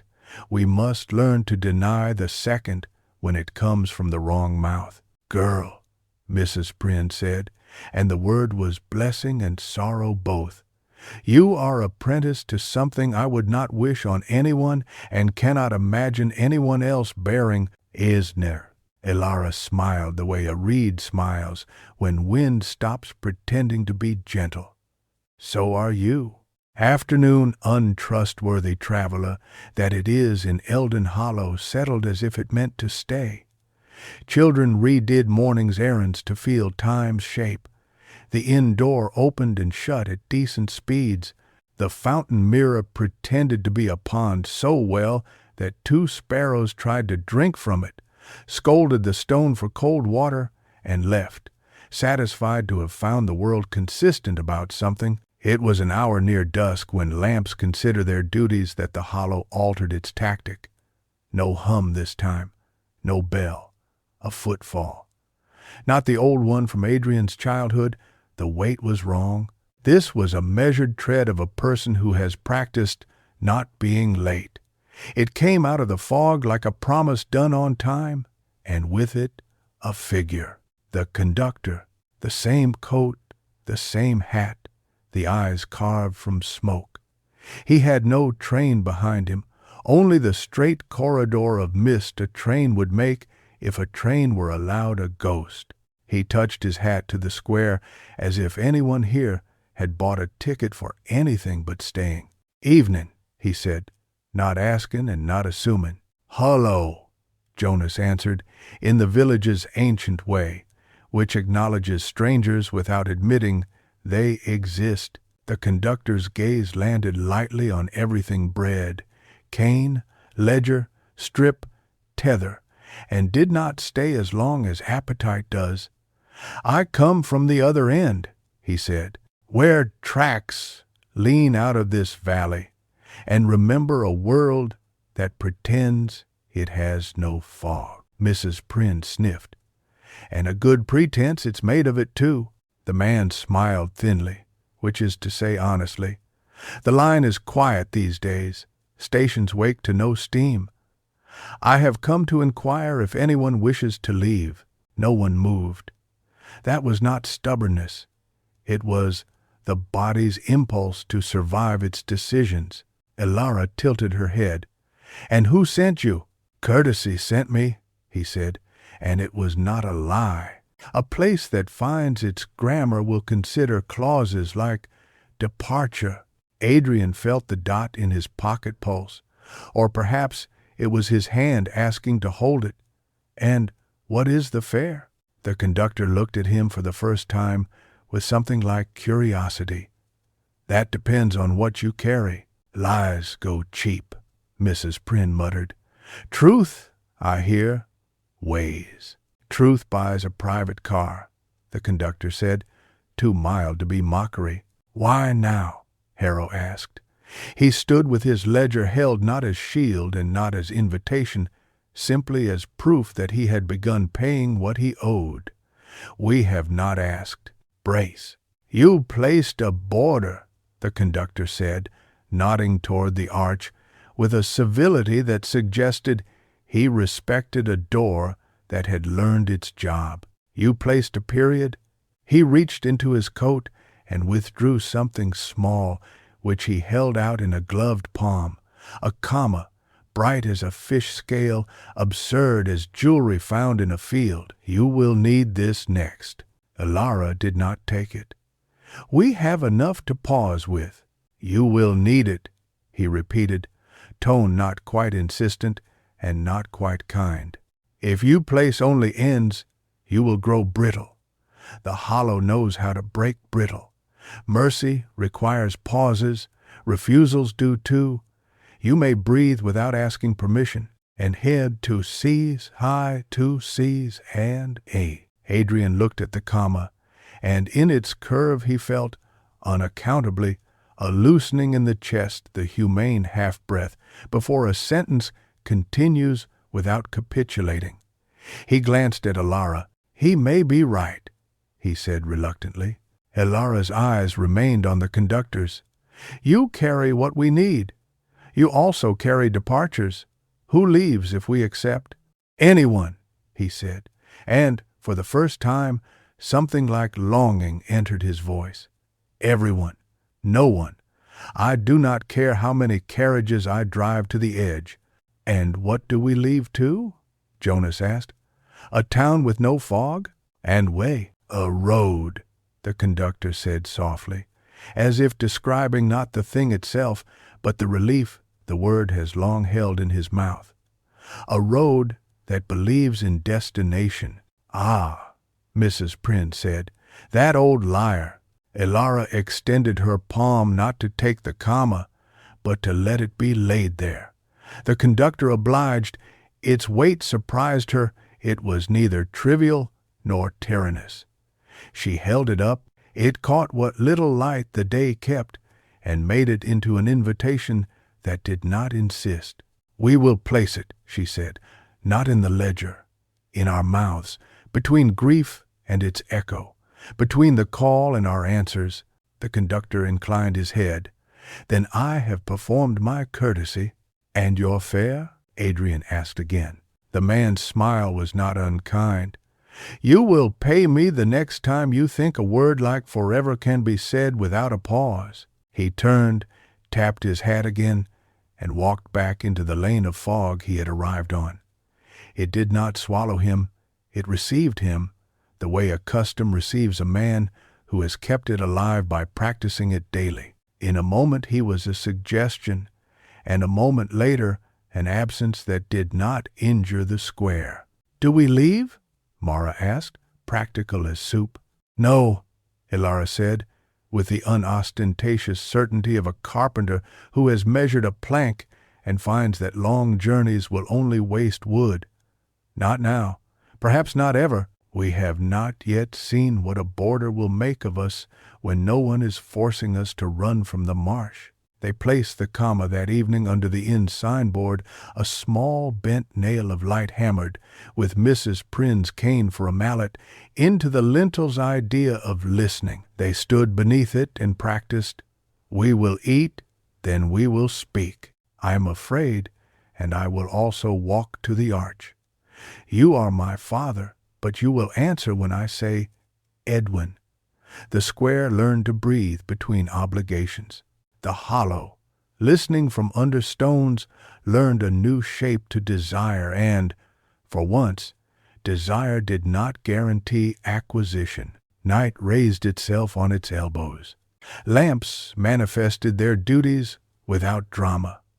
The marsh, having failed to pry open any cheap doors, went to its old amusements. A faint ribbon of laughter unwound across the flats, remember me, and trailed uselessly off where the border had been placed. The small mirror sulked, face down, as if punished but quietly pleased to have been noticed. Adrian and Alara sat on the fountain's rim, their wrists still bound, their shoulders unconsciously compensating for each other's tilt. The dot lay warm in his pocket. The comma hung bright above the door. The boarder breathed at the arch. For the first time since he had arrived, he felt the possibility of a night in which he would wake because it was morning rather than because something was asking him to answer it. Ilara turned her face toward him, not to seek, not to give, but to test an angle of nearness that had nothing to do with the tether between them. "There is one more door," she said. He laughed once, softly. "Of course." She did not smile. "The door in you that believes you can leave and carry this place without paying. If you go, the hollow will send a messenger who looks like mercy and speaks with your mother's voice. You will want to answer because the train will smell of soap and certainty. You will want to answer because there will be a seat that looks exactly like the shape of your refusal. You must not. And you?" She looked at the arch, and then at her father's window, and then at her own reflection, faint in the fountain. "If I go, the border will thin. The village will hang its washing on it and call that housekeeping. I will not. My work is here." He wanted to say something brave that did not overreach. He took out the dot, held it between finger and thumb, and set it on his tongue without swallowing. It warmed there like a coin in an old country where currency still remembered the hand that made it. He let it sit, then removed it and returned it to his pocket. "Practice," she said, understanding. "We are a village that must rehearse endings." A wind went across the square. Not marsh wind, door wind. The arch breathed, and the veil, well placed, answered. The ledger's leaves turned themselves a fraction from weight alone. The comma hummed beneath the sign, and the sign forgave it for being grammar instead of God. From the edge of the square, the small mirror rattled a warning just enough to be useful. A figure had paused at the turn of the lane. Not the conductor, not the statue's messenger. A woman in a simple dress, hair pinned back, hands empty, her face there, are faces that, through no fault of their bone, are named home by those who need such words most. She carried that face. "Adrian," she said, and her mouth did not mouth the syllables like bait. It shaped them with the exact impatience his mother had once had for the extravagances of sorrow. "Come," she added. "Help me." He did not rise. Ilara's fingers closed on the silk. Not hard. Anchoring. "What needs doing?" he called, and it was not refusal. It was grammar. The woman's expression altered, very slightly pleased to be asked the right question, irritated to have been denied an easier consent. "There is a child," she said. "He coughs like night. He has turned his face to the wall. His mother thinks saying his name will break him." She lifted her empty hands. "Will you tell her she may say it? Will you put your hand on his chest and show his ribs what to do?" A ripple went through the square, the dangerous ripple of relief. The village longed to keep its doctor, and longed also to send him to work. And those two loves, if not managed, will tear a man in half. Adrian's body had already begun to stand in answer to the work he had been made for. Ilara's voice arrived before his knees straightened. "Whose house?" she asked the woman. "Name the door." "Hand has of come." The woman's head turned, not to the marsh, not to the inn, but toward the lane of the old mill, where wood dried into refusal, and flour dust remembered the names of hands. "There," she said, "3 down. A green shutter that does not shut. He is small. His name is Noble." Her eyes returned to Adrian. "Come quickly." Mrs. Prynne's cane hit the stone once agreement. Jonas had already set a lamp in Adrian's hand. Mara stood, her son's mouth already rehearsing Noble under his breath, so that the name would not break when the room needed it. Ilara looked at Adrian. The tether between them lay like an honest sentence, unadorned, correct, binding only as long as both cared for its craft. "Go," she said. Bodies present, doors intentioned, borders placed, they walked together to the lane, because a grammar can be carried by two. At the green shuttered house, the door was indeed a threshold that had forgotten how to close. The strip brushed it as they entered. It remembered and rested. Inside, a mother stood with her hands flat upon a small back. The boy's cough had acquired that metallic insistence grief imitates when the body is tired of doing its own metaphors. Adrian set his hand to the ribs, not to command, to demonstrate. He showed the breath the path. He did not insist. He spoke the name the mother feared. He let the comma sit between concern and panic. He felt, as he often had in rooms like this, the old urgent ache to weave himself across the child and be the rope that forbids descent. He let the dot warm his tongue. He placed it in his throat and made of the sentence of his care something that carried and did not bind. After a time that could be measured in coughs, diminishing rather than in hope rising, the boy's rib cage obeyed instruction. His breath relearned its modest mathematics. His eyelids stopped shouting their thinness. He slept, but not the showy sleep that threatens to bargain. Honest sleep. The mother looked up and did not weep. She had wept out that particular coin long ago and kept only its shape to thumb when she needed to remember she had once had something to spend. "Thank you," she said, which in Eldon Hollow meant, "We will keep you if you let us." Adrian nodded. "Say his name when he wakes," he said. "Say your own too." He and Ilara stepped back into the lane. The woman who had called him stood where they had left her. He met her gaze. He wanted to say mother and did not.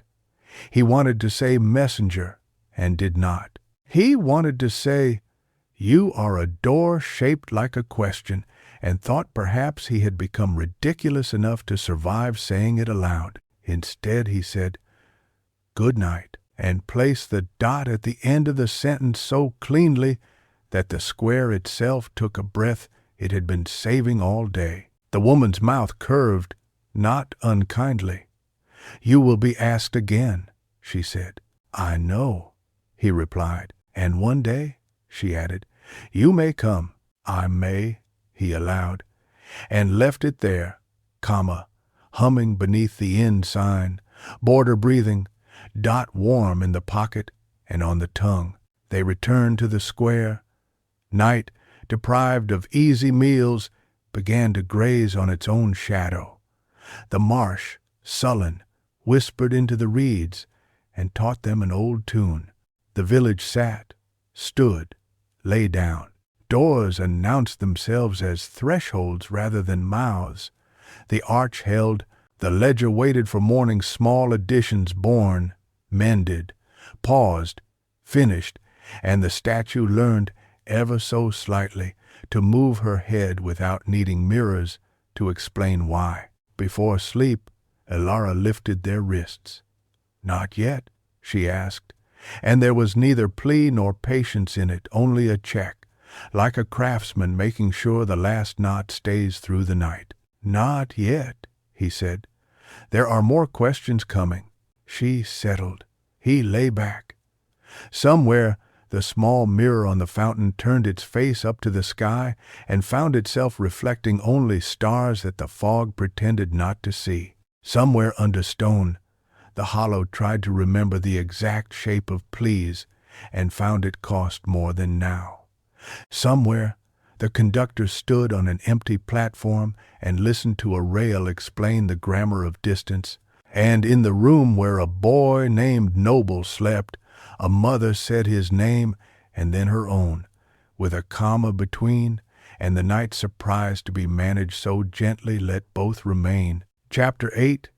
The Debt at the Door. By morning the grammar held like good joinery, no groan, no pretty boast, just wood that knew where it had been set. The border breathed above the drowned arch, the comma rang a small patience beneath the ensign, the dot warmed the pocket and the tongue when summoned. Eldon Hollow, not cured but legible, made its breakfast without apology. The statue watched, head still tilted, as if expecting the village to offer the next sentence. Dr. Adrian Vale woke before Alara and sat in the window's poor light. The tether between their wrists draped to the sill, a black line that refused melodrama. He touched it with his free hand, not testing, only acknowledging. Below, Jonas swept the step. Mrs. Prynne thumped her cane twice, to scold a puddle for remembering last night too vividly. Somewhere a saw sang. Somewhere a mother rehearsed a name. When Alara opened her eyes, the night left them without leaving residue. "It will return," she said, not as prophecy, only as arithmetic. "It learned to knock," Adrian answered. "We taught it to pay." She sat up, boots in hand. "A question is never finished with its manners." They ate bread that remembered the hands of yesterday and cheese that had survived a modest brine. Harrow came with his ledger and a new ink stain on the web between thumb and forefinger, the pilgrim's mark of clerks. He said good morning, and meant we kept the night from renting rooms it cannot afford. The first sign that the Hollow had recovered its appetite was not grand. The seamstress pricked her finger.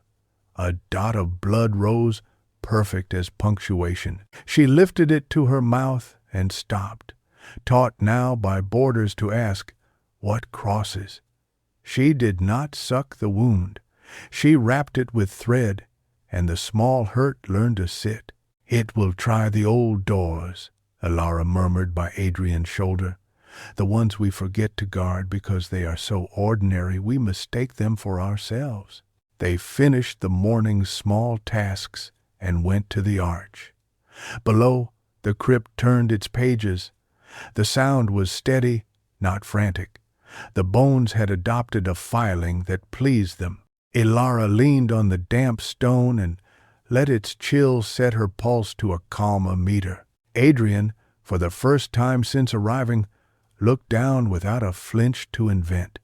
It was only darkness. It was not a mouth while the boarder lay. "Debt," Harrow said behind them, almost apologizing to the air for speaking. "We have changed the terms. It will present an invoice." "What will it charge?" Adrian asked, watching his breath fog and mend. "The same thing every collector demands," Mrs. Prynne announced, appearing as if she had been contracted for this line years ago. "Proof of what?" Jonas asked. "That we meant it," she said. "We said we would not answer to bedsong voices. It will send us a waking one. We said we would stay.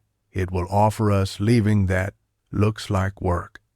We said the border belongs on thresholds. It will bring us a door we did not build and ask us to hang our veil on it." As if summoned by a grandmother's stubborn clairvoyance, the village gave a little. No, the village did not. Time did. Noon bent early and then unbent, embarrassed. Shadows forgot to fall where they should and spilled from odd corners instead, like water from a cracked bucket. The schoolhouse darkened, then brightened. The marsh lay still, and that stillness felt like a pose. Ansel came from the lane with a look he had not worn even at the fountain. It was the expression of a man who has seen his trade taught to a stranger poorly. "Grave open," he said, and did not enlarge because the square had learned to ask the correct questions. "Which?" "Harrow, Lena, Ashdown," Ansel answered, and did not meet the Reverend's eyes. Alara started. The tether tugged Adrian's wrist without drama. a kite string instructing a hand. "It is not her," she said quickly, as much to steady the boarder as to instruct the living. "The hollow will not risk her voice again, but it will test the ledger. They went together, no procession, no hymn. You don't sing to work you intend to do well." The gate to the churchyard had not moved, the stones had not shuffled, but the earth in front of Lena Ashdown's marker was neat where it should be settled, dark where it should be dull. Not dug opened, the way a book is sometimes opened by a breeze rather than a hand. On the disturbed soil lay a door, not wood, not stone. A door in idea, a panel of smoothness so perfectly blank it made the mirrors in the square look like puddles. It had no knob. It had a keyhole where a mouth might kiss to listen. Mrs. Prynne made a rude noise that older women can translate into benediction if necessary. It means to put itself between our dead and our ledger and charge us toll for walking back and forth with our honesty. Harrow swallowed. "We will not place the veil on that." "No," Elara said. She looked at Adrian. "We will place the dot." He took it from his pocket. It rested on his palm, modest as a freckle, exact as a nail-head. He pictured laying it on that bland panel and felt not triumph, relief, the right tool for a dishonest job.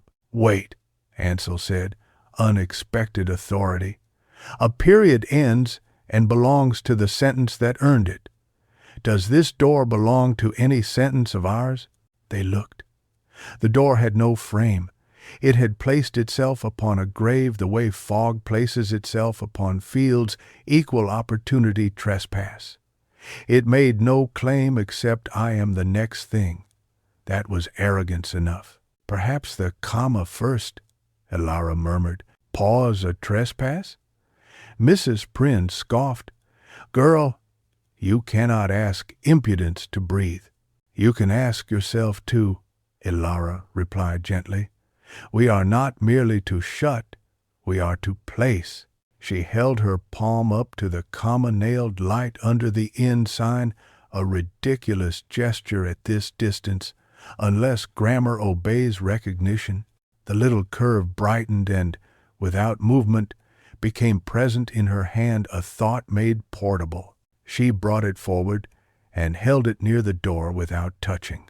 The blank surface wavered the way a pond's edge does when a dancer tests it with the ball of her foot. It listened to the pause and offered not obedience, but reflection.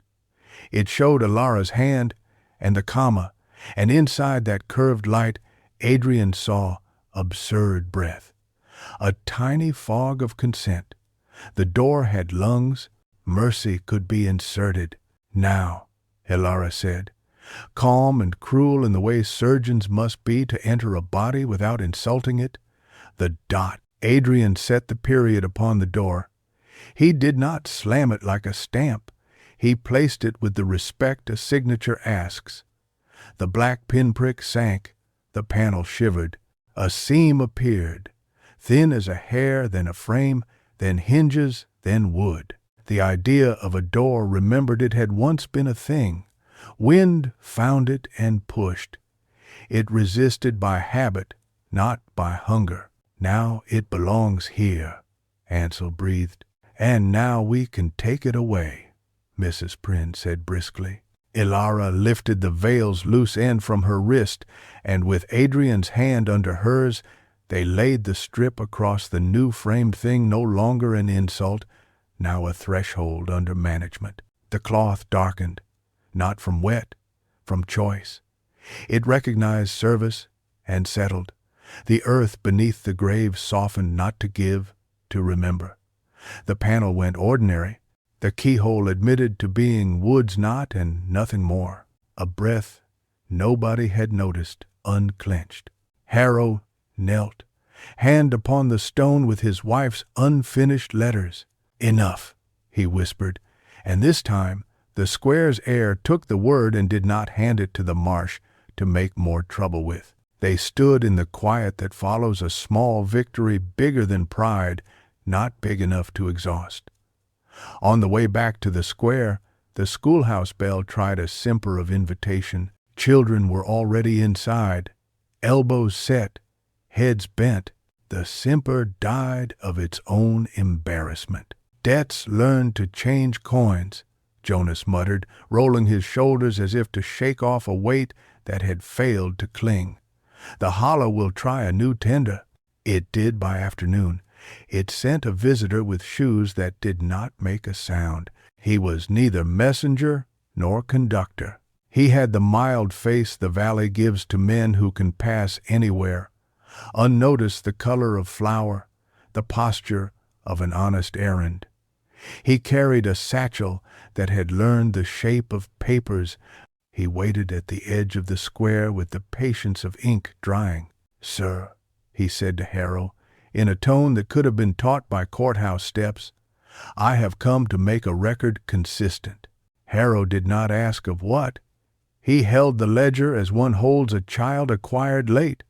"We are making our own consistencies." The man's smile accepted this as a citizen's quaint hobby. "And yet," he said, opening the satchel to reveal books so blank they hurt the eye, "the county requires a reconciliation." But county. The word had the smell of roads on it, of fences too straight for honest hills. It should have been a comfort. Here it was, an instrument. "The county did not open our grave," Mrs. Prynne said from her bench, with the air of a hen realizing a fox has written himself an invitation. The man bowed slightly at this rural frankness and produced a paper with places for names. "Sign," he said. "We will arrange the dead with the living so no one wanders." Elara's lips thinned. "You are another door." He looked pleasantly confused. "A clerk." "Doors can write," Adrian said. "Some do, but they prefer to open." And there the man's eyes slid to Adrian and stuck the way a fly sticks to an unnoticed smear of honey. "Dr. Vale, your credentials have been discussed. The valley could use you. No need to remain in this parish where fog argues with candles." He glanced at Elara's wrist, the binding, and allowed himself a private opinion. "There are hospitals." Adrian felt, absurdly, the smell of soap the conductor had promised. He imagined corridors with their own respectable grammar charts, orders, the clean relief of case numbers. He imagined leaving borders to men with keys and dots to men with stamps. He imagined, worst of all, a train that did not ask his mother's voice to say stay or go. It only said schedule. The comma warmed under the inn sign. The dot in his pocket weighed like a restraint chosen freely. The tether answered with a tug that was not refusal, only the bodily reminder of an anchor's existence. "What will my signature purchase?" he asked the clerk thing. "Because politeness prevents foolishness from growing too tall." "A correcting of names," the man said, as if delivering news of a small inheritance. "We will regularize what you have made here. We will file what has no right to be remembered. We will simplify the grief so that it can be taxed fairly." "His and those we named who never crossed air?" Ansel asked, voice gone flat as a spade's back. "Those we raised on strips of cloth tied to mirrors and mouths?" The man's smile agreed to disagree. "They will be listed, but not under children, under other." Mrs. Prynne's cane kissed stone. It considered smashing the satchel. Elara's hand rose. The cane obeyed her, and that was Kraft's miracle, not Faith's. "No," Elara said softly. "We do not break him. We place him." She stepped forward until the mild man had to notice he was not mild enough to be invisible to a village that had stopped being polite to its dead. "We have our ledger," she said, touching Harrow's book with the same tenderness used for a child's hair. "You may make yours, We will not sign away the difference. The county, he began, is a Rhodes parish, Mrs. Prynne completed, bored of men who think one noun covers a valley. We are fogs. You cannot be both, the man protested, genuine now, distressed the way systems are when confronted with insistences that do not produce forms. Comma, Elara said. The comma brightened above the inn door as a bell might if a town decided to ring for the survival of complexity. It hummed under his sentence. The man faltered. He looked at his forms and, for a thin second, appeared to truly see them, empty waiters, expecting a dinner not cooked. His satchel trembled. Ink somewhere in the county blotted itself in sympathy. Adrian stepped beside Elara. We will not sign now, he said, and placed the dot in the air between them like a barrier that is not a wall visible enough for honesty, invisible enough for dignity. The man bowed.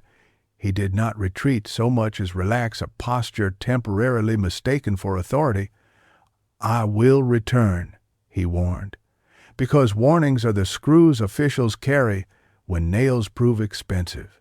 We will also return, Mrs. Prynne promised, obscure and amused. He went the way the conductor had, and the lane did not swallow him.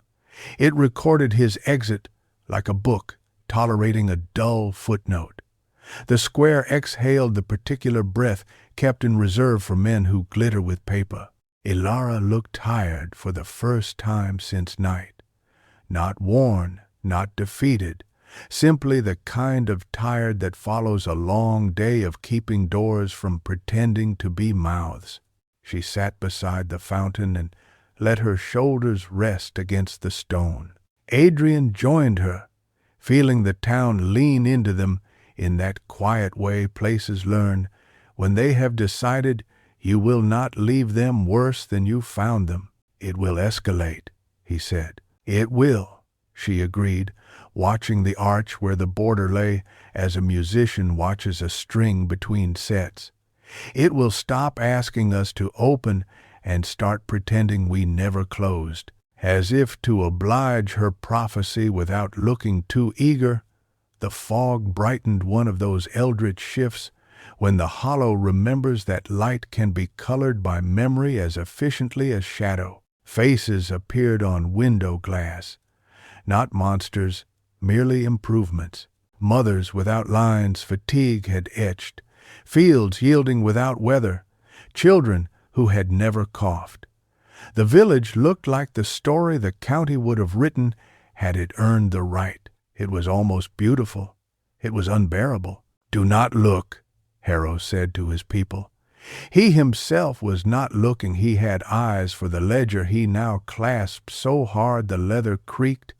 Witness with your own faces, not with a surface that craves them. Ansel, Elara called softly. The shards, he knew. He brought the old broken spoons Mrs. Prynne had kept from the first mirror her husband broke. They set the jagged pieces along the fountain rim, teeth outward. The big mirror took their threat and learned to be honest again. In it, reality wobbled and then re-stood, a square with damp stone and tired heroes and a priest whose hands were inked with his penance. The village breathed. It had learned to. Evening came as a favor for once, not as a bill. Lamps were lit, and the comma glowed under the sign like a star hired for sensible work. Bread soaked, stew agreed. The statue tilted her head neither further nor back, only kept it where attention belongs. Before bed, Elara lifted their wrists. The tether lay like a sentence that has earned its period. Not yet? She asked, and this time there were shades in the question. Hope, yes, and also the right to stop if stopping had become another art.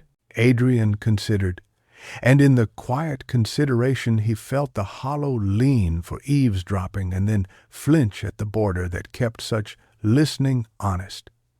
He looked at the arch, the comma, the dot. He looked at Harrow and the ledger, at Jonas's wife's unshowy hands, at Mara's boy whose name fit him like a shirt made new when old ones had been mended too many times. He looked at Elara and did not mistake the tether for a cure nor for a chain. "Not yet," he said. "Tonight is a door we will keep."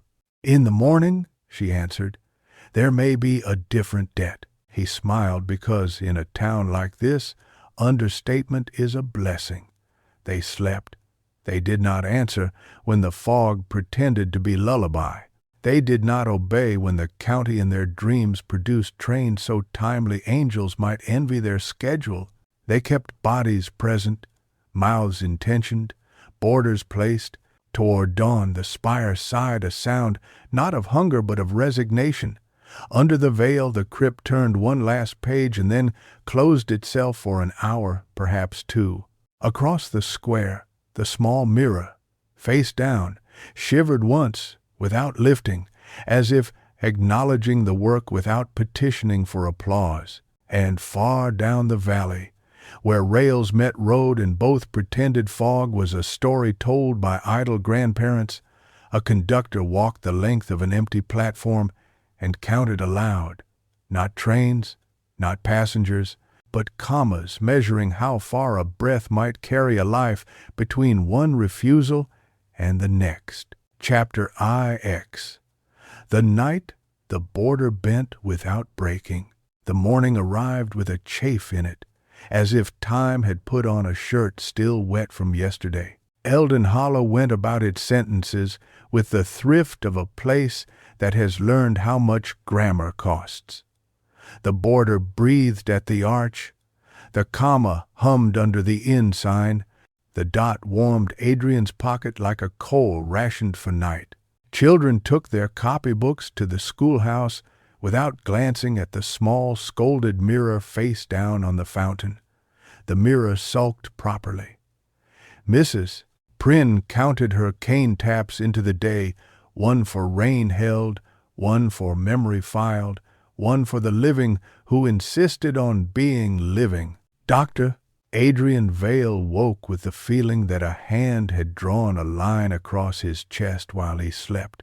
Not a wound, a chalk mark that an inspector might leave for carpenters to cut along. He sat in the window's gray and touched the tether between his wrist and Elara's. The silk answered him with the slack courtesy of a rope tied to a dock that trusts the boat.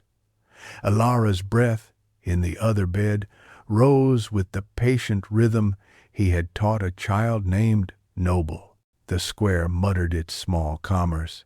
"Today," Elara said when she opened her eyes, "it will try to be us.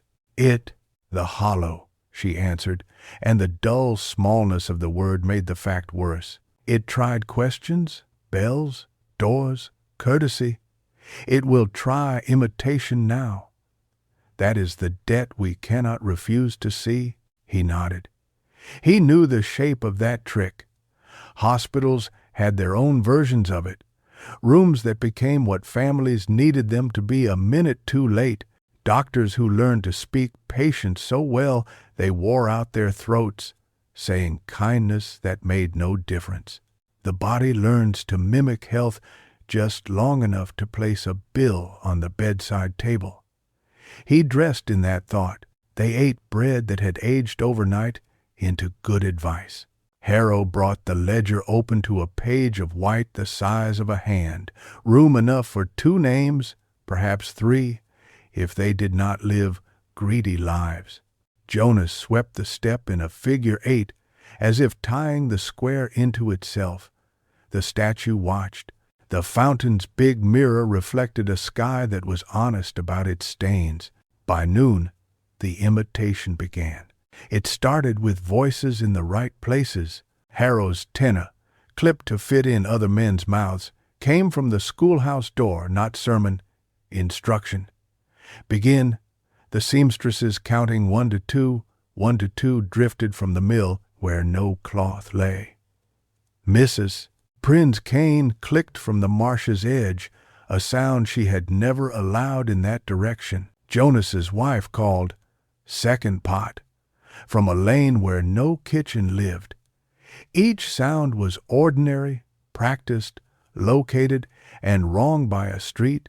"Do not answer," Elara said, and the square did not. They let the appeal of accuracy tug them and did not move. The comma under the sign brightened, a held breath shared among 10 throats. A boy broke first. Not noble, another, smaller, named Adrian, groped for his mother's voice in his head and found the right name, Teal. He ran toward Mrs. Prin's cane clicks, because boys run to familiar scolds when the day grows nervous. Mara lunged. Her hand caught a coat seam and saved a whole life by one thread. The sound at the marsh's edge paused, as if embarrassed to have been precise and refused. It learned. "Hooks dulled," Mrs. Prynne said calmly, without bothering to explain to the mothers why she was standing beside them. She had not moved. Now teeth. Afternoon sagged toward dusk, with the gracelessness of a person rehearsing a feint. The square pretended not to notice. The pretended not noticing grew tired. Lamps came out early, as if to chaperone time to its bed before it made worse decisions. The border above the arch trembled not with failure, with load-bearing. Beneath, the crypt turned its pages with a sound less like filing and more like someone stacking books in an armless hurry. Then, as evening seemed ready to retreat in defeat, the hollow found the gap it had been testing for. It did not call Adrian by name. It called Elara by hers. "Elara," the air said, in the tone a father uses to beckon his daughter from a game into a room of men who will teach her how to be polite at a price. "Elara." Harrow lifted his head. He had spoken her name in that tone for years without knowing it. The air used it against him now. He did not answer. He set both hands on the ledger as if holding a child at a riverbank. "Elara," the voice repeated, softer, kind, from across the square, in a pain that had been allowed to face the world today. A reflection moved the girl as she was last winter, cheeks pale with fog's attentions, mouth taught to smile so as to keep peace in the house where she slept. It was not her. It was a woman painted on glass with a tender brush. That was enough to carve a door. "Bodies present," Elara said to herself, scarcely above a breath, as if reminding her lungs to claim her. "Doors intentioned, borders placed." Her wrist lifted, the silk tugged his.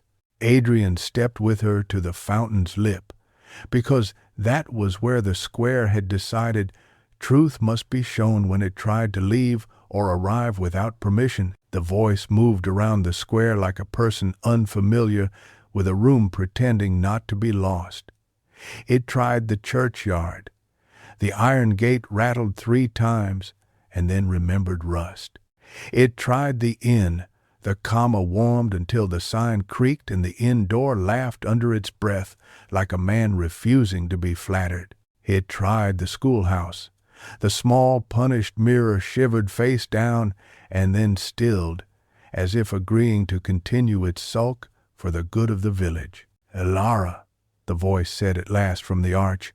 It had learned where to be a mouth. She went, because going was the boarder's business now, and denying that would make of the strip only a ribbon on a doll. Adrian went with her, the tether an unadorned law between them. Harrow followed at a distance a father calls modest and a daughter calls hopeful. Jonas came with a lamp, which is to say, with consent to see fairly whatever came next. Mrs. Prynne used her cane as a metronome, because fear forgets its beat when it is frightened and must be kept to time. At the arch, the strip drew a breath too slow for living chests.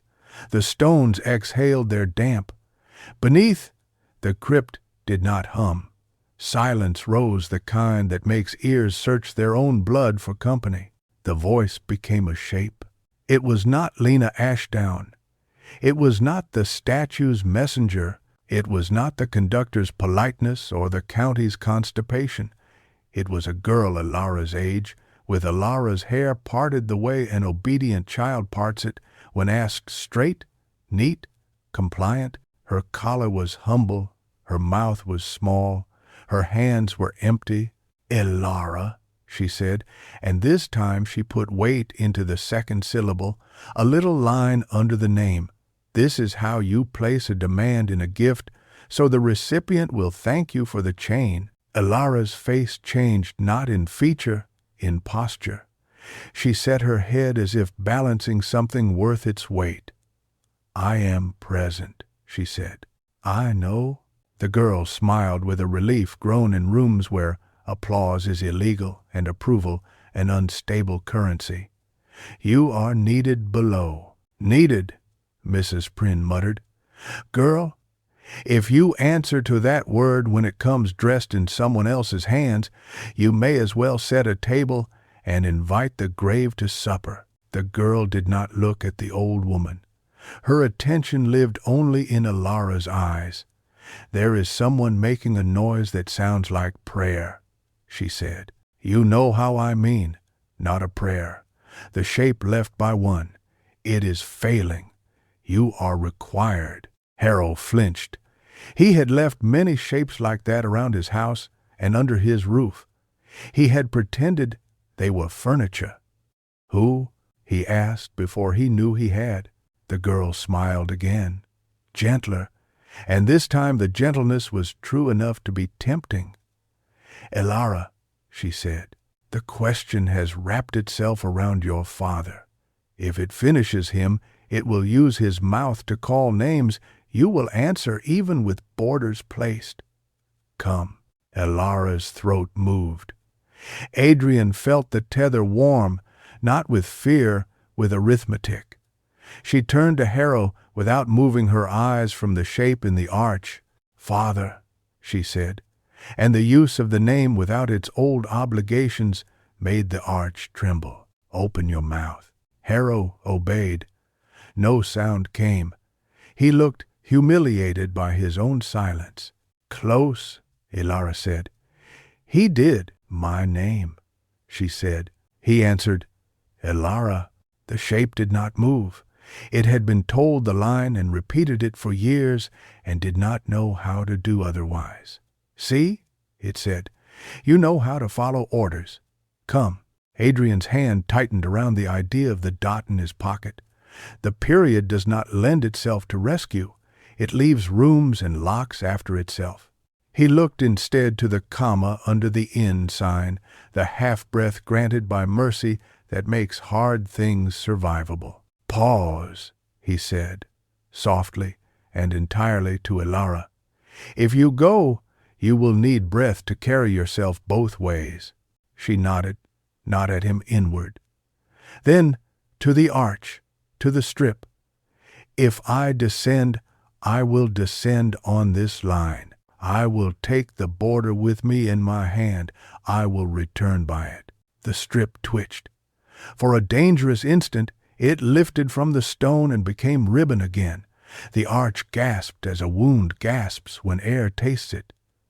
Adrian grabbed the cloth at the corner nearest his fingers. It burned, not with heat, with the kind of cold that is anger's underflesh. "No," the border said, "not in words and not as a refusal of her, of the terms. Placed, not dragged. It settled back into place with the stubborn dignity of a widow who refuses to be polite to fools. It would not be carried." Elara's mouth tightened. "Then I go without you," she said, not to Adrian, to the cloth. "And I will return by remembering." The girl's smile widened. "You will not. You are the kind that stays when told to return." Adrian heard his mother's voice in that insult and almost smiled. "You do not know her kind," he said. Elara unwound the tether from her wrist one loop, then stopped. She looked down at their joined hands as if the silk were a sentence that had to be diagrammed. "Anchor," she said to the cloth.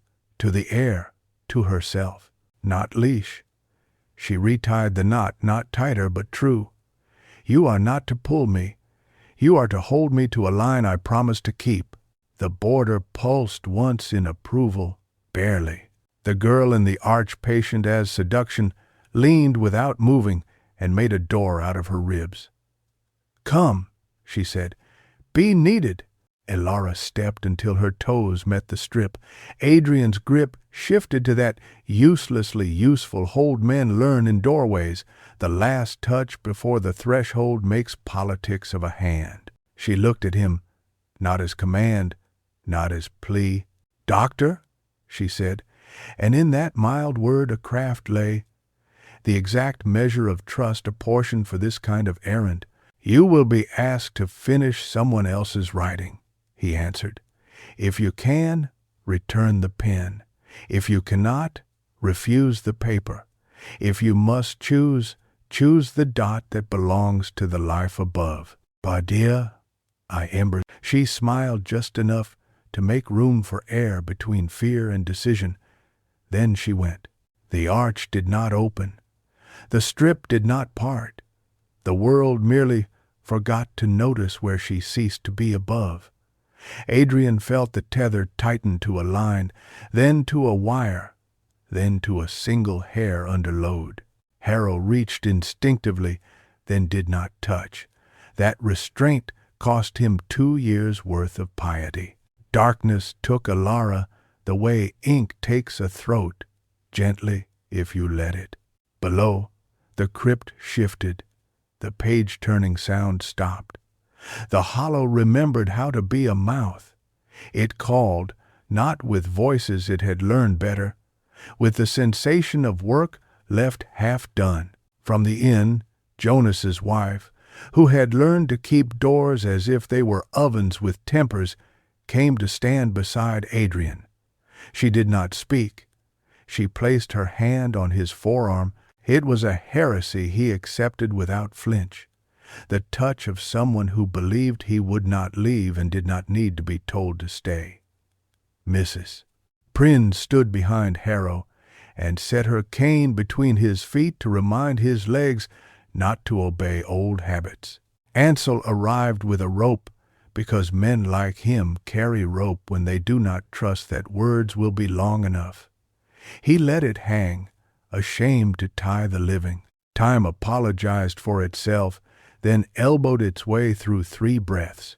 The tether in Adrian's hand vibrated, with a rhythm not human and not entirely geological. Beneath, something laughed. Not the marsh's flirt, not the dead self-congratulation. A girl's laugh, the kind girls use when they learn the adults in their house can be managed by compliance. Elara, it said, from a shape that reorganized itself every second to remain pleasing. See? I can be patient. I can be gentle. Let me help you finish him. Harrow stifled a sound. Him? My father, the voice said sweetly. Your father. Every father. It is only one grammar. He is a sentence. He needs a dot. You may be that dot. Elara's voice came up faint, thin, exact. No, she said. He will place his own. The boarder flinched in admiration. Adrian's palm burned with adrenaline that had learned to sit still. The laugh soured. Then, place a comma, it coaxed. Rest him, then. We can continue later, when he is softer. He is neither pause nor end. He is a man who will answer when I call him Edwin in this air, she called. The square held breath. Harrow's mouth moved around his own name as if it were a hot stone he had to swallow to keep from spitting out something older. Elara, he answered, and the answering realigned the arch by a hand's width. The strip darkened and resumed work. The shape below altered again. You are not needed here then, it said primly. Go back. We have other daughters learning. Elara, I did not come because I am needed. I came because I am unwilling. The air changed its opinion of her. Adrian felt it as a pressure on his forearm from Jonas's wife's fingers. She sensed it too. Unwillingness is a grammar fog, hates sentences that decline to be continued by appetite. The hollow tried a different deceit, cruelty. It conjured a corridor of the schoolhouse under the ground and filled it with the sound of children reciting the names of those who had never been named above. Merit, they said with that private joy children keep for disobediences permitted by kind women. Isolde, Thomas, Rowan, in a small rebellion of syllables. Then the voice put a father there, and made him cough the old cough of men who cannot say I am sorry without choking. Ilara's breath climbed the tether like a moth against a screen. "Edwin," she said, "not father. Say my name and stop." "Ayla," he tried, and the shape slapped the end off his mouth with the softness that is the hollowness's most efficient violence. Adrian did the thing he had not planned to do and had always known he would. He let go of the habit that told him his work above was to keep hold of the silk as if it were a leash that would drag her home by force. He took the dot from his pocket. He did not throw it, because dots are not stones and cannot be made to bruise. He placed it on the strip right at the point where her weight had thinned it. The period sank like a seed. The cloth warmed like a throat clearing. Below, the shape gagged. "Rude," it hissed, without words and with a politeness that failed. "You are not invited," Ilara's voice again. "I invite myself when my refusal is required." The tether slackened a breath no more. The border under Adrian's hand was suddenly wool, then bone, then wind, then cloth again. Harrow groaned without knowing he did. Jonas's lamp guttered and then steadied the light, showing itself not proud, only stubborn. And then the hollow tried the lie that still twinged the worst in Adrian, his mother's hand on his cheek, in a room that needed the hand more than the cheek. It did not speak. It pressed the warmth of that hand against the underside of the strip, along Ilara's path, toward the place in him that had always misnamed heat as permission. He closed his eyes. He did not call her name. He set the comma on his tongue, the pause he had been given by courtesy, and breathed the air the square had earned. When he opened his eyes, he was able to say in a voice the arch accepted, without demanding it be graded, "Ilara, return." And she answered. Not with obedience.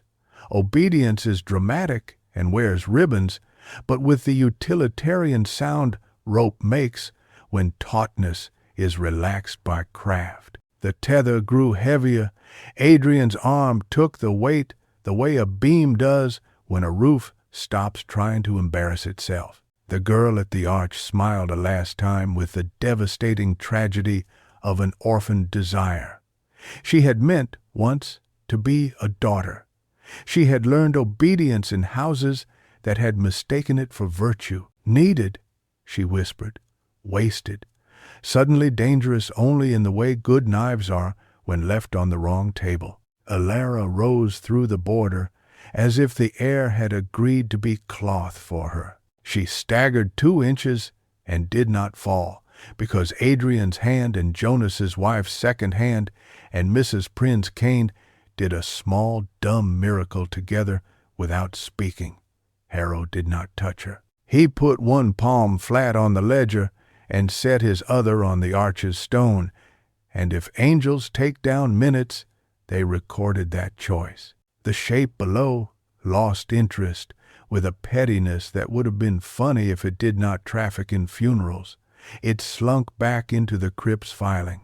The page-turning resumed, pages now marked with an index tab called Unwilling. The border lay back down, a garment on a claimed bed. The arch grew stones again. The tether cooled from wire to wool. Alara leaned against the jamb and laughed once dry, delighted. Done. Not yet, she said under her breath, and lifted their wrists as if offering the night a small news item. Not yet. What did it want? Harrow asked, breathless not from running, from not running. To finish you politely, she answered. To dot you as a courtesy. It would have written me as a comma. He closed his eyes. I will place my own dot, I know, she said. She did not add someday. The dot would not bear forecast without turning into fate. They walked back to the square without theater. Adrian's legs dramatized for 2 steps and then remembered craft. He must teach them humility. The lamps blinked once the way lamps do when they want to clap, and then remembered they were lights, not guests. Jonas put the lamp on its hook and kissed his wife's temple with the abrupt decency of a man not interested in being watched. Mrs. Prynne sat and placed both hands on her cane and remembered she had outlived 3 husbands, 1 son, 2 daughters, and more tricks than the Hollow had the energy to attempt in a good month. Ansel uncoiled his rope and coiled it again differently, because men who bury learn to love the minor economies of gesture. Alara and Adrian sat on the fountain rim. The big mirror reflected nothing interesting, and its boredom pleased him. He took the dot back from the strip where he had set it. It came away heavy, as if it had bitten something under the cloth, and brought up a splinter of it for later inspection. Will it try again? He asked. Yes, she said, as if he had asked whether morning comes after night in places that can still be compelled to measure, but not with courtesy, not with questions, not with a door pretended. It will try to forget. It will try to make us forget. He thought of all the things he had built by not forgetting, apprenticeships earned by carrying wounds longer than necessary, professions cemented by memorizing the wrong nights. He closed his hand around the dot and felt it as a weight of refusal rather than an instrument of force. Then we will become memory that refuses to be beautiful, he said. She smiled almost. Yes, we will practice the ugly accuracy. They rose when the square rose. They slept when the square slept.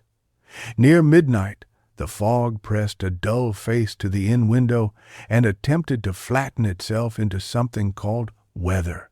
Adrian dreamed of grammar books written with cloth and stone instead of ink. Alara dreamed of a blackboard that would not accept chalk but welcomed breath writing on it like frost. Harrow dreamed of a page that ended without betrayal. Mrs. Prynne did not dream. She slept sitting up in a chair that had agreed to hold its shape until morning simply because she asked it to. At dawn, the fog had undone one small thing. The comma's nail had loosened a fraction under the inn sign. Jonas noticed on his way to sweep. He went to fetch a hammer. He returned and found the comma still there, dangling, insolent, a child grinning over a fence after climbing it without permission. He reached up. "Leave it," Alara said from the steps. He turned. "It'll fall. Then it will learn falling," she said. "We will set it again with more honest holes. Let it drop. We will catch it." It made it A and M Mara. The comma, hearing itself spoken of with such tidy compassion, did indeed fall. Jonas's wife caught it without show. Jonas fetched a new nail and a smaller hammer. Mrs. Prynne tapped the stone so the sound could tell the lane this business was not drama. Harrow opened the ledger to a blank he had saved. Ansel held the sign steady with hands that had steadied caskets.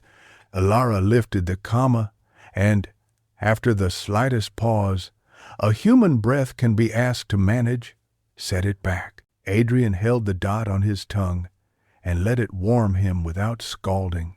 They placed the comma. The sign forgave its looseness. The square exhaled. The border at the arch breathed.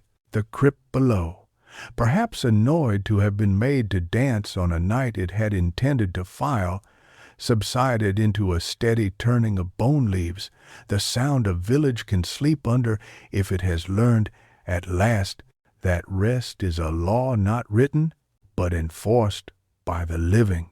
"Tonight," Alara said, "it will make us forget, if it can." "Then," Adrian answered, "tonight we will hold each other to remembering, even when the remembering is not lovely." "Even if we must untie," she said, almost to the silk, almost to him. Not yet an ask, a rehearsed truth. "Even then," he agreed. "Not yet." But the night that would test the knot had already put its finger through the keyhole of the square and was pretending it did not find the door irresistible. Chapter X. The knot that loosens by itself.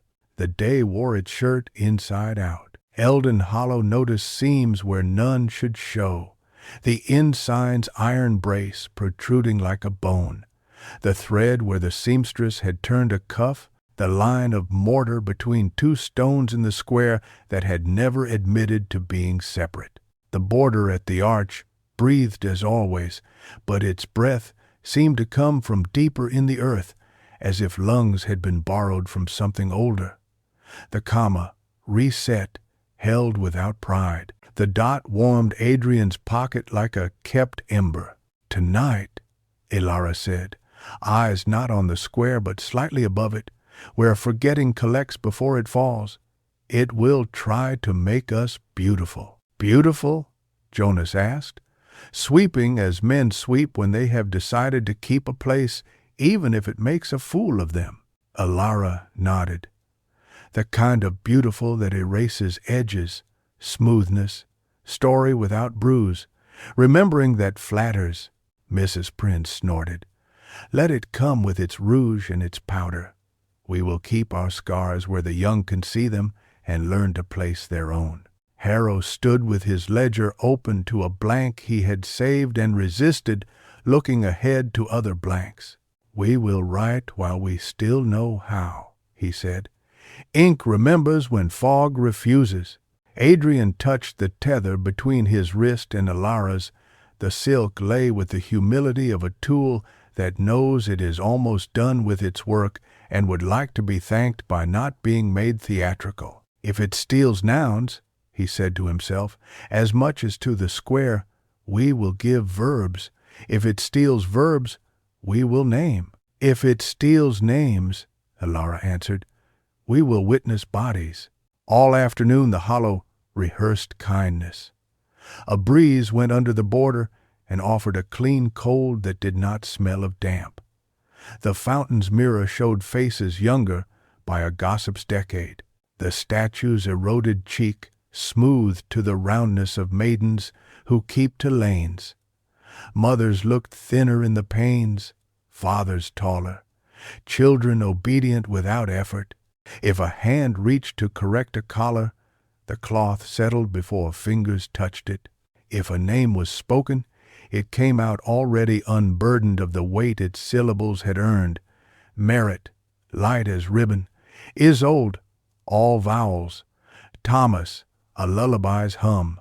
"Here it is," Alara said, not accusing the day, only welcoming the work. "The kind of forgetting that makes us grateful to be lied to." "Hold," Harrow told his voice, "not the square." He had learned which one had the older habit of running toward the wrong duty. He set his pen where it would be found by his hand without searching. Dusk arrived with a groomed expression. Lamps behaved. Doors remembered to announce themselves as thresholds without needing to be told twice. The border at the arch glowed not light, not heat, glow. And afterward written by stone. The comma cooled, so breath could be spent on words rather than saved for fear. The dot in Adrian's pocket asked nothing.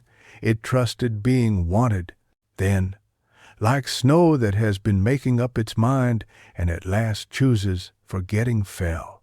It came as a fine dust, not visible, but felt the way a book tastes when mildew dreams of it, the way a room smells the morning after candles have burned all night in the service of a grieving too polite to blow them out.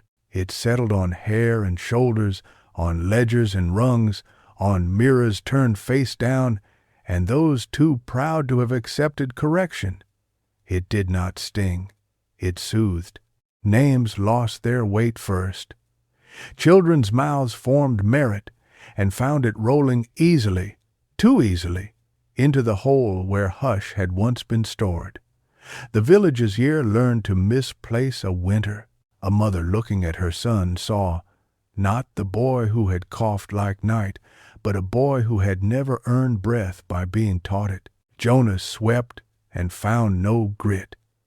Mrs. Prynne lifted her cane and forgot, for one soft second, what her third tap meant. "Begin," Ilara said softly. They had prepared without calling it that, Eldon Hollow mistrust's pageants.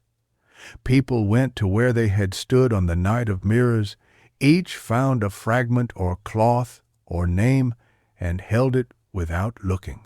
The seamstress pricked her finger again, and this time did not stop the blood. She let the dot bloom and placed it on a scrap of muslin as if teaching Red to be honest. Jonas's wife set 3 cups beside the fountain and left one empty with intent. Ansel fetched a shovel and did not put it down. Harrow opened the ledger and breathed on the blank until it fogged, then wrote in the damp with his fingertip, "Here." He did not hurry toward ink. Adrian climbed the end steps and stood beneath the comma, palm pressed to the wood that had learned to listen. Ilara faced the arch. The tether between them lifted, then fell, then rested like a line drawn with a steady hand. The statue watched not the square but the space just beyond it, where beauty makes its first dishonest compromises. The first theft came sly. A mother laughed in the schoolhouse lane. Her laugh had earned its lines. Forgetting took them off her mouth. "It wasn't so bad after all," she said to a girl who had not asked. "It was mostly a phase." The girl looked relieved, a relief that, if left unargued, would teach her later to doubt her own bruises. Ilara stepped without moving her feet. "Mara," she called, gentle as the day was not, "tell the girl the truth." Mara blinked, as if someone had taken a thumb and rubbed a memory away. She looked down at her son and then up into the lane where the other mother stood. "It was bad," she said, and her mouth did something gratitude should do more often. "Accept debt. It was a long winter. I loved him more than I had blood for. I was angry and afraid and thought God had made a house too small for us. I am glad we are here now, but it was bad."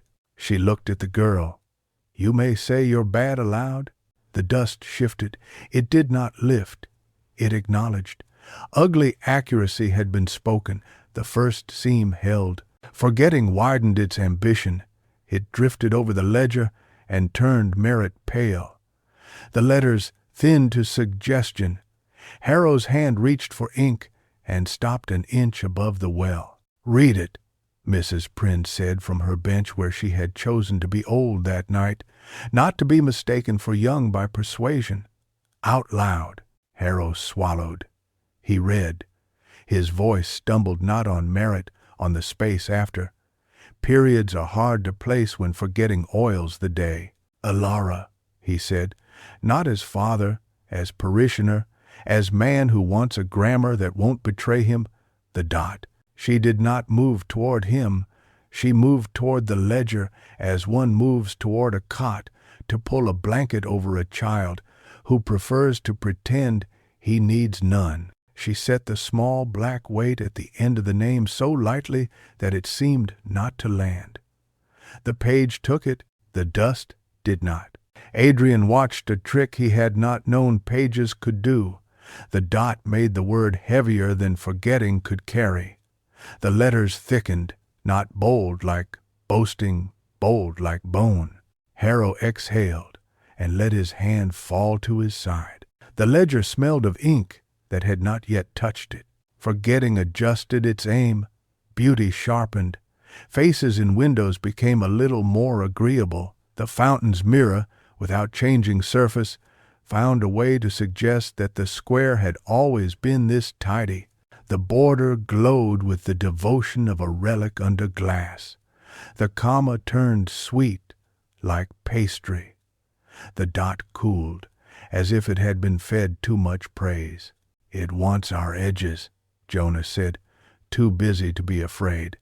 "Not to cut," he asked the night, for the rest of the thought, and the night gave it to sand. Ansel scraped his shovel over stone, a sound not loved by fog, and made a raggedness deliberate, right where a child might trip tomorrow and remember to pick up his feet. "There," he said, "ugly, present. The day won't be able to pretend." It began smooth. The second theft came theatrical. The conductor appeared not with his ghost of a train, but with a lantern held just so, as men hold light when they want to be trusted to carry you where roads behave. "Now," he said softly, to no one and everyone, "is a good time to leave. You have done your duty. You have proven your point.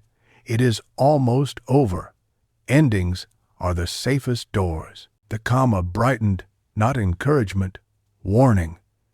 Endings chosen by thieves look like mercy while they pocket your meaning. Mrs. Prynne laughed in the hungry face of that lantern, and the laugh brought the years back to her mouth like sisters returning to a funeral with casseroles. "We are not done," she said. "We will tell you when we are done, and we will be wrong, and we will change our minds, and that will be allowed." The lantern lowered. The conductor looked at Adrian with the disappointment of men whose courtesy has been taken for strategy once too often. "Do you intend to remain, Dr. Vale, indefinitely?" Adrian did not answer. Not because he did not know, because the dot on his tongue reminded him that an answer given to a question that flatters may carry a fraud. He turned to Ilara. The tether lifted. "A breath. Not yet," he said finally. The conductor tipped his hat to the grammar rather than the man and receded into a fog that pretended to be merely the air's eccentricity. Forgetting tried the arch. Not by lifting the border, by gilding it. The strip darkened to a rich, dramatic black. Its edge took on a sheen as if for a parade. The stone around it smoothed, an alabaster no quarry here can make. Beneath, the crypt's page-turning stopped, and a music rose a choir's guess at holiness. Ilara did not go. She moved the way a carpenter moves around a door he is not proud of installing when a patron dictated the measurements. She looked for the fault that reveals the lie, and found it where many liars leave it, at the corners. There, the glow failed to go flush. There, the stone admitted to being stone. She put her face very near the border and blew. A mother's breath on pudding, a doctor's breath on a mirror. The sheen dulled. Not all, just enough. "There you are," she told the cloth under the costuming. "Not pretty. Useful." Forgetting turned to the square and made a bolder theft. It reached for Mrs. Prynne. It did not erase her. That would have been uncouth. It trimmed. Her eyes softened to a kindness she had always refused to overuse. Her hands lost the small tremor that tells children old age is honest. Her cane fell quiet. When she spoke, the fog gave her vowels that made hymns cheap. "Ilara," she said, too gently, "perhaps we have done enough. Perhaps we could sleep and let morning display our righteousness like laundry." Ilara stood. She looked at the old woman whose hard truth had held her father to the ledger and taught her to prefer seams showing to blind mending. She did not say no. She walked across the square and knelt on the wet stone and put her head against Mrs. Prynne's knee. The gesture startled Forgetting.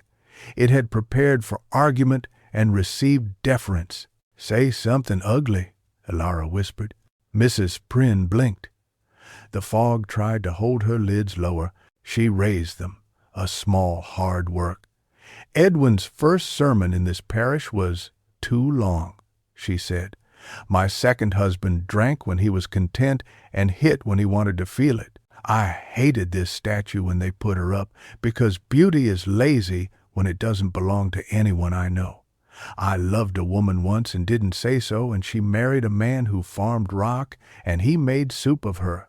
I keep one tooth in my pocket to remind me every mouth I have fed has bitten something I didn't put there." She patted Elara's hair with a hand that had come back to itself. "Does that help?" Elara nodded against the knee. "Yes." She rose and looked at the square. "Now you, all of you, say something Forgetting cannot stand in the presence of." A murmur, then words. Soft at first, then stronger. "I stole candles from the church because I hated the way dark looks when it puts on holiness and calls itself natural. I slapped my son for looking at me like his father. I am sorry and will not forgive myself out of laziness. I lied to the tax man and liked it too much. I kept a loaf for my own because grief made me greedy, and my neighbor's empty hands frightened me. Tomorrow I will bring 2. I cursed the marsh and will curse it again because it will try to sweeten me until my bones forget what work they were carved for." He made dice. "I like the sound of my own voice and have sinned by sermonizing to fevers. Harrow last. I wanted to leave. I stayed because I was afraid. I called it calling. I will quit that lie daily until it dies." The dust stirred, not with outrage, with discomfort. Forgetting prefers to work on a foundation of flattering half-truths. Ugly accuracy gives it nothing to adhere to. The square roughened itself with honesty. The fountain's mirror didn't brighten, it conceded. The border stopped glowing and went back to breathing. The comma warmed just enough to be useful. The dot burned Adrian's palm until it cooled to a manageable yes. Forgetting, irritated, changed weapons. It came for Adrian's mother, not with a voice, with the absence of one, with the exact contour of a memory he had always trusted. The smell of vinegar, the way a window collects light near the latch, the laboring of a chest. It let all this present itself, and then took from it the one thing he could not permit to be extracted, the expression on her face when he said he would stay. It left the room intact and made of her a shape without a choosing. He reeled. Beauty offered him a replacement, a prettier memory. His mother laughing in a field he had only ever seen on borrowed postcards. Her dress the color of a clear sky the valley had not owned in his lifetime. He might have taken it and called that balm. He might have placed it over the absented truth and called that healing. Elara's fingers, cool from the border, closed on the tether. She did not tug. She simply reminded his hand it had company. "Describe it," she said. He did, not with poetry, with the clumsiness of facts. "Her lip had cracked," he said. "She would not let me fetch salve because she liked the feeling of something broken on her face when all the breaking was inside. There was a hair caught at the corner of her mouth, and I could not bring myself to touch it because I thought that would make us both cry. She smelled like vinegar and prayer and heat. She looked tired enough to die, but not willing yet because the room was ugly and she was too proud to go in such a place." The square held its breath, the right kind of holding. Forgetting had nothing to stick to. This was not a beautiful memory. It clattered off the facts like damp off oiled cloth. Adrian found himself standing easier inside his chest, not because he had recovered grace, but because he had refused a grace that would have traded his mother's integrity for his comfort. "Good," Mrs. Prynne said. "Now put the dot." He did not lay it on his mother. She would have slapped his wrist with beloved irritation from the grave. He put it on the window latch in the room in his head. When forgetting returned to that scene, it found a sentence that ended where it should and would not be reopened by sentiment. He did not feel better. He felt correct. The square had taught him to prefer this. Night deepened. The hollow sulked. It had run out of flattery and found its hands sticky with truth. It tried one last old trick in a new dress. It loosened the knot, not the border. Ilara's knot, the tether's slip, found the one weakness silk yields to. The moment when both hands are tired and mistaken, gratitude offers to do a kindness by unbinding what should, for a few breaths more, remain bound. The knot softened. The silk slid. Ilara looked down. Adrian looked down. They did not lunge for it like lovers in plays. They held very still, each feeling in the wrist the weight of the other's decision. "Anchor," Ilara said, almost smiling. "Not leash." "Not leash?" he echoed, forgetting, breathed the sweetness of a sudden freedom. "You may be noble now. You may untie to prove you are not afraid to stand alone. You may impress yourselves with solitary metal." Ilara lifted her wrist. She slid the silk. The knot loosened a fraction further. Adrian's pulse ticked into his palm like the smallest clock in the room. He did not stop her. She did not stop. "Bodies present," she said. "Doors intentioned." She touched the strip at the arch with her free hand, borders placed, the silk let go. It lay across their open hands like a line that has completed its sentence and trusts the reader to continue without it. Forgetting, for a malicious second thought, it had won. It poured into the space the knot had occupied. It found there no emptiness. It found memory placed as a lintel between two bodies, not as a rope between two throats. It found work allotted by craft rather than by fear. It found a promise spoken aloud enough times to be believed, even when not held by cloth. Adrian stepped a pace away. The square did not spin. Ilara stepped a pace the other way. The border did not shudder. They both breathed. The comma brightened one small hum. The dot cooled to comfort. The ledger, steady under Harrow's hand, held the page where Merritt sat like a child who has learned his seat and does not need to be reminded of it. "Now," Ilara said, "we finish." She crossed the square, not rushed, not slow to the statue. The woman's eroded face had tried again tonight to remember itself as prettiness. Ilara set her palm on the stone where a cheek should be, and spoke as if correcting a friend with love. "You are not here to be admired," she said. "You are here to look." She turned the statue's head a degree, not physically, by consensus. The square watched with her. The stone agreed. Its gaze settled on the fountain, on the mirror, on the strip, on the ledger, on the hands. Forgetting, unloved at last, retreated. Not far. It would never be far. Beauty is stubborn. But it withdrew its dust. It conceded a night's failure. It went to the marsh to rehearse and plot and gather kind faces to wear later. The fog took back its old honesty. It lay on the stones like an old coat, shabby, frank, sheltering. Lamps forgot their performative glow and went about the respectable business of not letting people fall. The arch breathed. The crypt's pages turned a small page more. The comma hung without drama.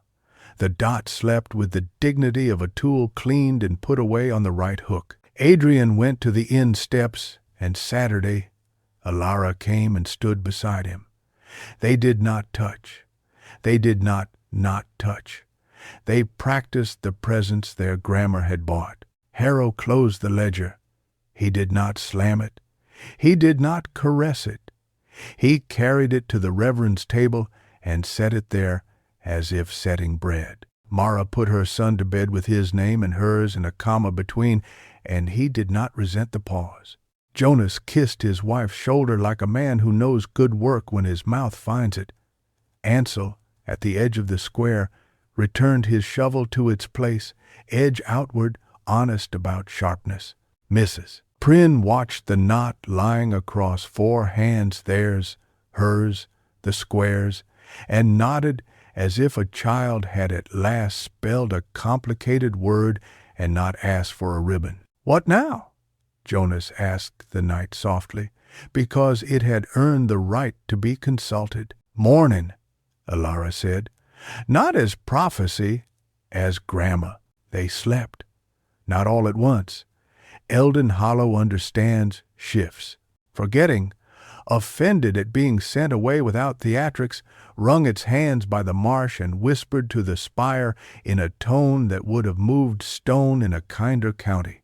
The spire sighed and decided to be bone again. Somewhere in that hush, a fox found a chicken that had not remembered to be locked, and the loss was counted without being turned into sermon. Somewhere under the arch, a page turned that contained no names, only a diagram of a knot loosening by itself because it had learned that looseness was not abandonment. Dawn arrived unhandsome and on time. The square found its edges where it had left them. The arch breathed like a lung that knows its task. The comma did not need a hammer. The dot lay in Adrian's palm, ordinary as a freckle. The tether rested on the fountain rim like a ribbon that has done its work at a wedding no one bothered to dress for. The conductor came once more while Jonas swept. He did not offer departure. He stood a while and watched a village that had decided to keep its ugliness where it can be dusted. He inclined his head to the border and to the ledger and to the old woman and to the statue that had been taught to mind her gaze. He tipped his hat to Alara when she passed and to Adrian when he looked up. He vanished like a courtesy that knows when not to insist. Harrow came to the square with the ledger open to a blank he had not saved for grief this time. He had printed "born" at the top, with room for names and the humility to leave the cause blank. He stood with a pen and waited, not with desperation, with availability. Adrian lifted the tether. "We should put this away," he said. Alara looked at it, then at him, then at the square. "No," she said. "We should leave it where others can find it and tie it when they must, and loosen it when they've learned how." He smiled, not as men smile in stories when they resign themselves to noble sacrifice, but as men smile in towns when the morning's first bread breaks without complaint. "Then we will hang it on the inn peg," he said, "beside the ladle." They did. The silk took its place among tools. "Stay?" Alara asked. "Not for life, not for oath, for mourning." "Stay," Adrian said. He put the dot on his tongue and tasted nothing dramatic, just a small punctuation of appetite. He put it back in his pocket, not because he feared needing it, but because he knew he would and wished to keep it clean. They went to the arch to look at the border breathing. It looked back content to be dull. On the way across the square, a boy ran past and stopped because politeness had at last learned to live in his knees. "Morning," he said. "Good morning, noble," Adrian replied. "Morning, doctor." The boy grinned, then looked at Alara with a seriousness children reserve for those who have walked into dark on their behalf. "Morning, Alara." She nodded. Titles had been placed here. They would be used with accuracy. "Morning." Mrs. Prynne thumped her cane 3 times in the old count. Rain held, memory filed, living insisted. She looked at the sky the way a widow looks at men at dances, not to choose, to keep an eye on foolishness. "Well then," she said, "breakfast." It was not triumphant. Triumphant breakfasts ruin afternoons. It was hot and enough, and eaten standing where doors can be seen and named if they misbehave. When they finished, Ilara lifted her face to the statue's gaze and the arch's breath and the end's comma, and said the sentence that ends nothing and begins what can be kept. Bodies present, doors intentioned, borders placed.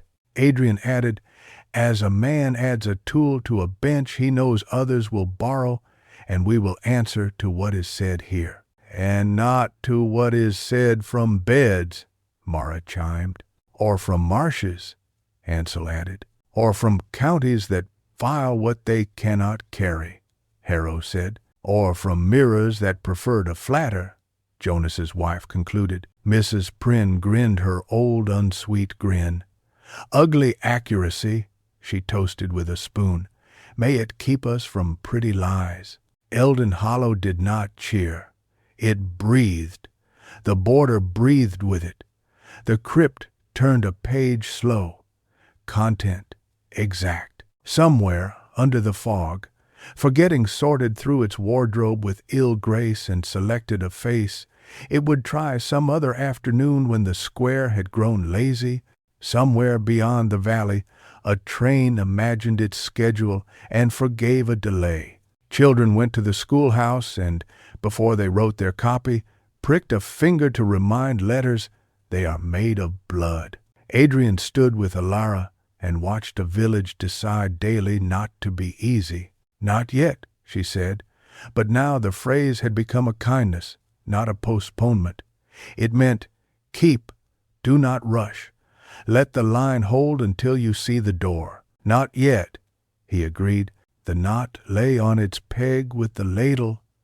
The dot slept in his pocket. The comma hung like a small moon that had remembered the sky belongs to mornings too.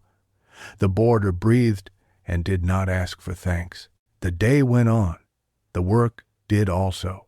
And the hollow, whispers tucked beneath its veil like a face learning the grammar of honesty, listened less in hunger, more in study as the living spoke their sentences aloud without flinching and placed their ends where they belonged.